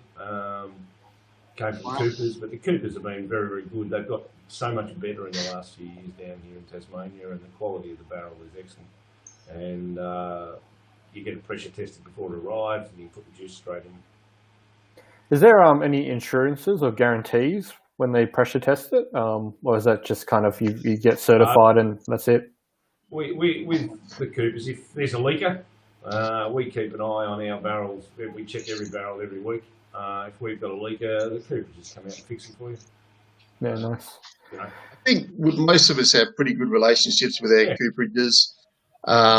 They want to look after us. So when we find leakers and things, I'll take them back. Look after the barrel, send it back, so it arrives in as best condition as it can. Yeah, nice. The two in the south and the one in the north, they're all good, all very good. Mm. Another question that's come through. I don't know if you guys got time for one more question. All good? My son just started playing rugby, but I'll get there later. Hey, before we go to a question, Oliver, can I just chime in here? It's something that we often get asked as a question, and it's, do you ever use Tasmanian oak? And it's important to clarify that the oaks we're talking about are English, well, they're Northern Hemisphere oaks. They come from a genus called the Quercus genus. They are very different from what we sort of superficially call Tasmanian oak. Tasmanian oak is generally some species of eucalyptus. So the answer is no, we don't use Tasmanian oak. We use North American or European oak. Eucalypts produce a toxin. It's stored in the timber because the main storage of the eucalypts, the waste product, is their stem. So you get a lot of eucalyptus oils and How come a distillery like Old Kempton can do a red gum release then?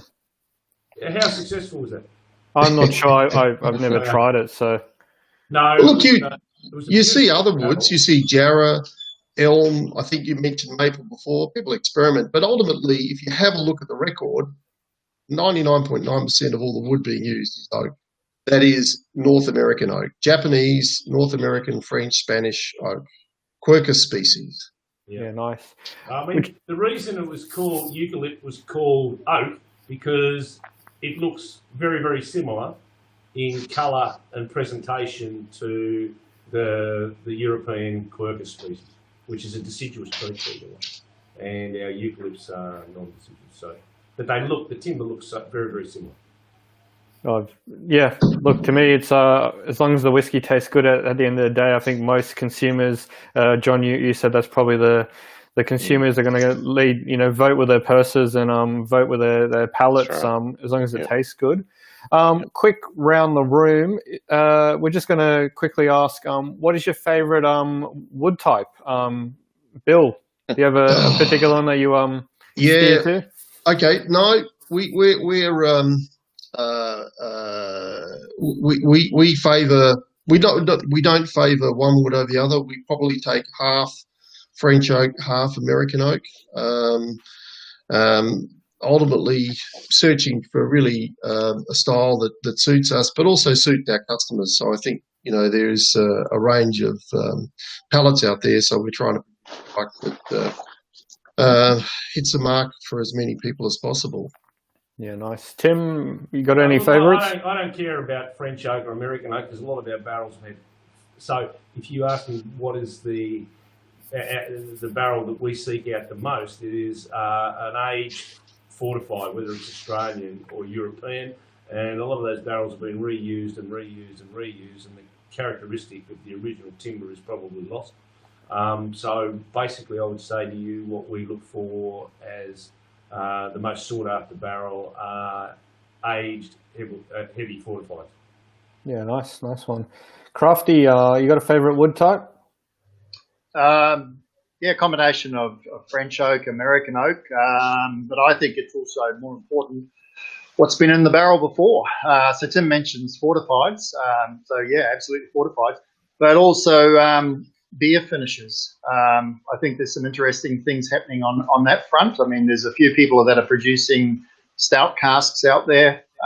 Stout, that makes a very, very interesting whiskey. I've had whiskey casks that I've finished with, so they were originally American oak. I'm trying to think now. American oak musket cask that went to a brewer who brewed a stout, choc cherry stout into that. I'm getting that back shortly. I'm going to refill that. And for me, it's the layers that it can bring. Unfortunately, there's no shortcut way to know how successful that's going to be. It's really you put it into the cask and you check it after 6 months, 12 months and see how it goes. So, yeah, underlying wood's important. Obviously oak, but what's been in the barrel previously.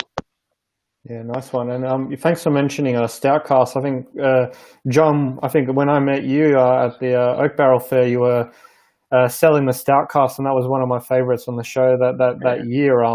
Kind of got me interested in your distillery at least. You've also done a couple weird ones like rosé and stuff. Rosé is awesome.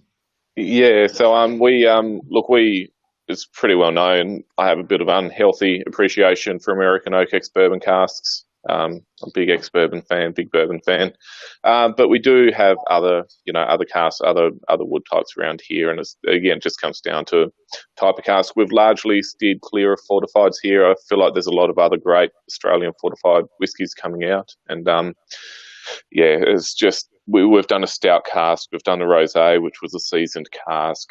We've recoopered Tokay casks, and a few other bits and pieces like that. So, if picking favourite, American oak ex-bourbon all the way, but we do like to experiment, as a lot of people know. Hey Ollie, don't forget Louis' smoky cokey, mate. Yeah, I'm yet to try it. Do you want to give a quick overview of this one, or? A smoky cokey. I know there's a whole story that goes into the origin of a smoky cokey, but basically it's a barrel that's had Coca-Cola in it, been emptied and then filled with peated new mate. But it all started from a joke between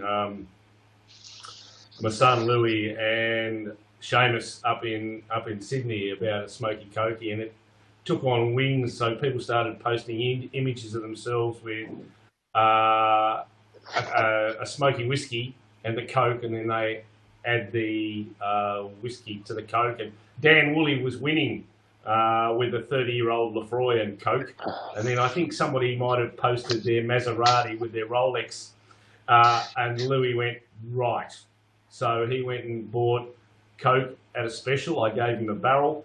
He went and bought Coke at a special for $1 a litre, filled the barrel with Coke, and then after 3 months, he emptied the Coke out and put 100% peated new make into it. And after, 6 or 7 months of age, it's really, really good, but just weird. But fantastic. He's got people already ordering it, but it's a true smoky cokey, yeah.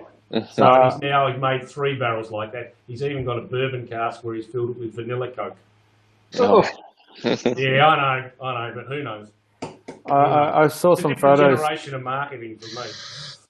They're just watching the photos of that Louis sent through of him with a shopping cart full of Coke bottles, 2 litres from Woolworths or whatever, and emptying. It would have taken him hours to just empty the bottles. Oh, yeah, but he had lots of volunteers to help him too, because it's quite different. But anyway, no, look, and it tastes fantastic. It's quite sweet, but it is very, very, very peat driven, so it's all right. So it's great. Good.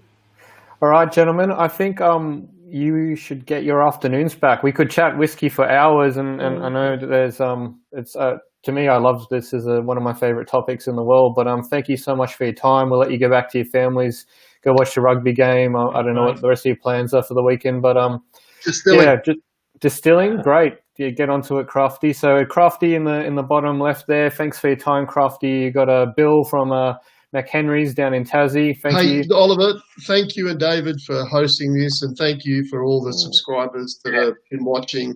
Really appreciate your support and everyone out there. It's been fabulous. Thank you, and I echoed David's sentiment. He's just texted me saying thanks as well. So thanks to you guys for being a part of it. Tim, pleasure as always. Thank you, and John, we'll see you at the next virtual tasting. Hopefully you got a few more lined up as well, mate. Yeah, no, it's good. Thanks for having me along, and I do apologise for the technical issues that we've had today. That's all right. We got through it. So those watching at home, thank you so much for joining.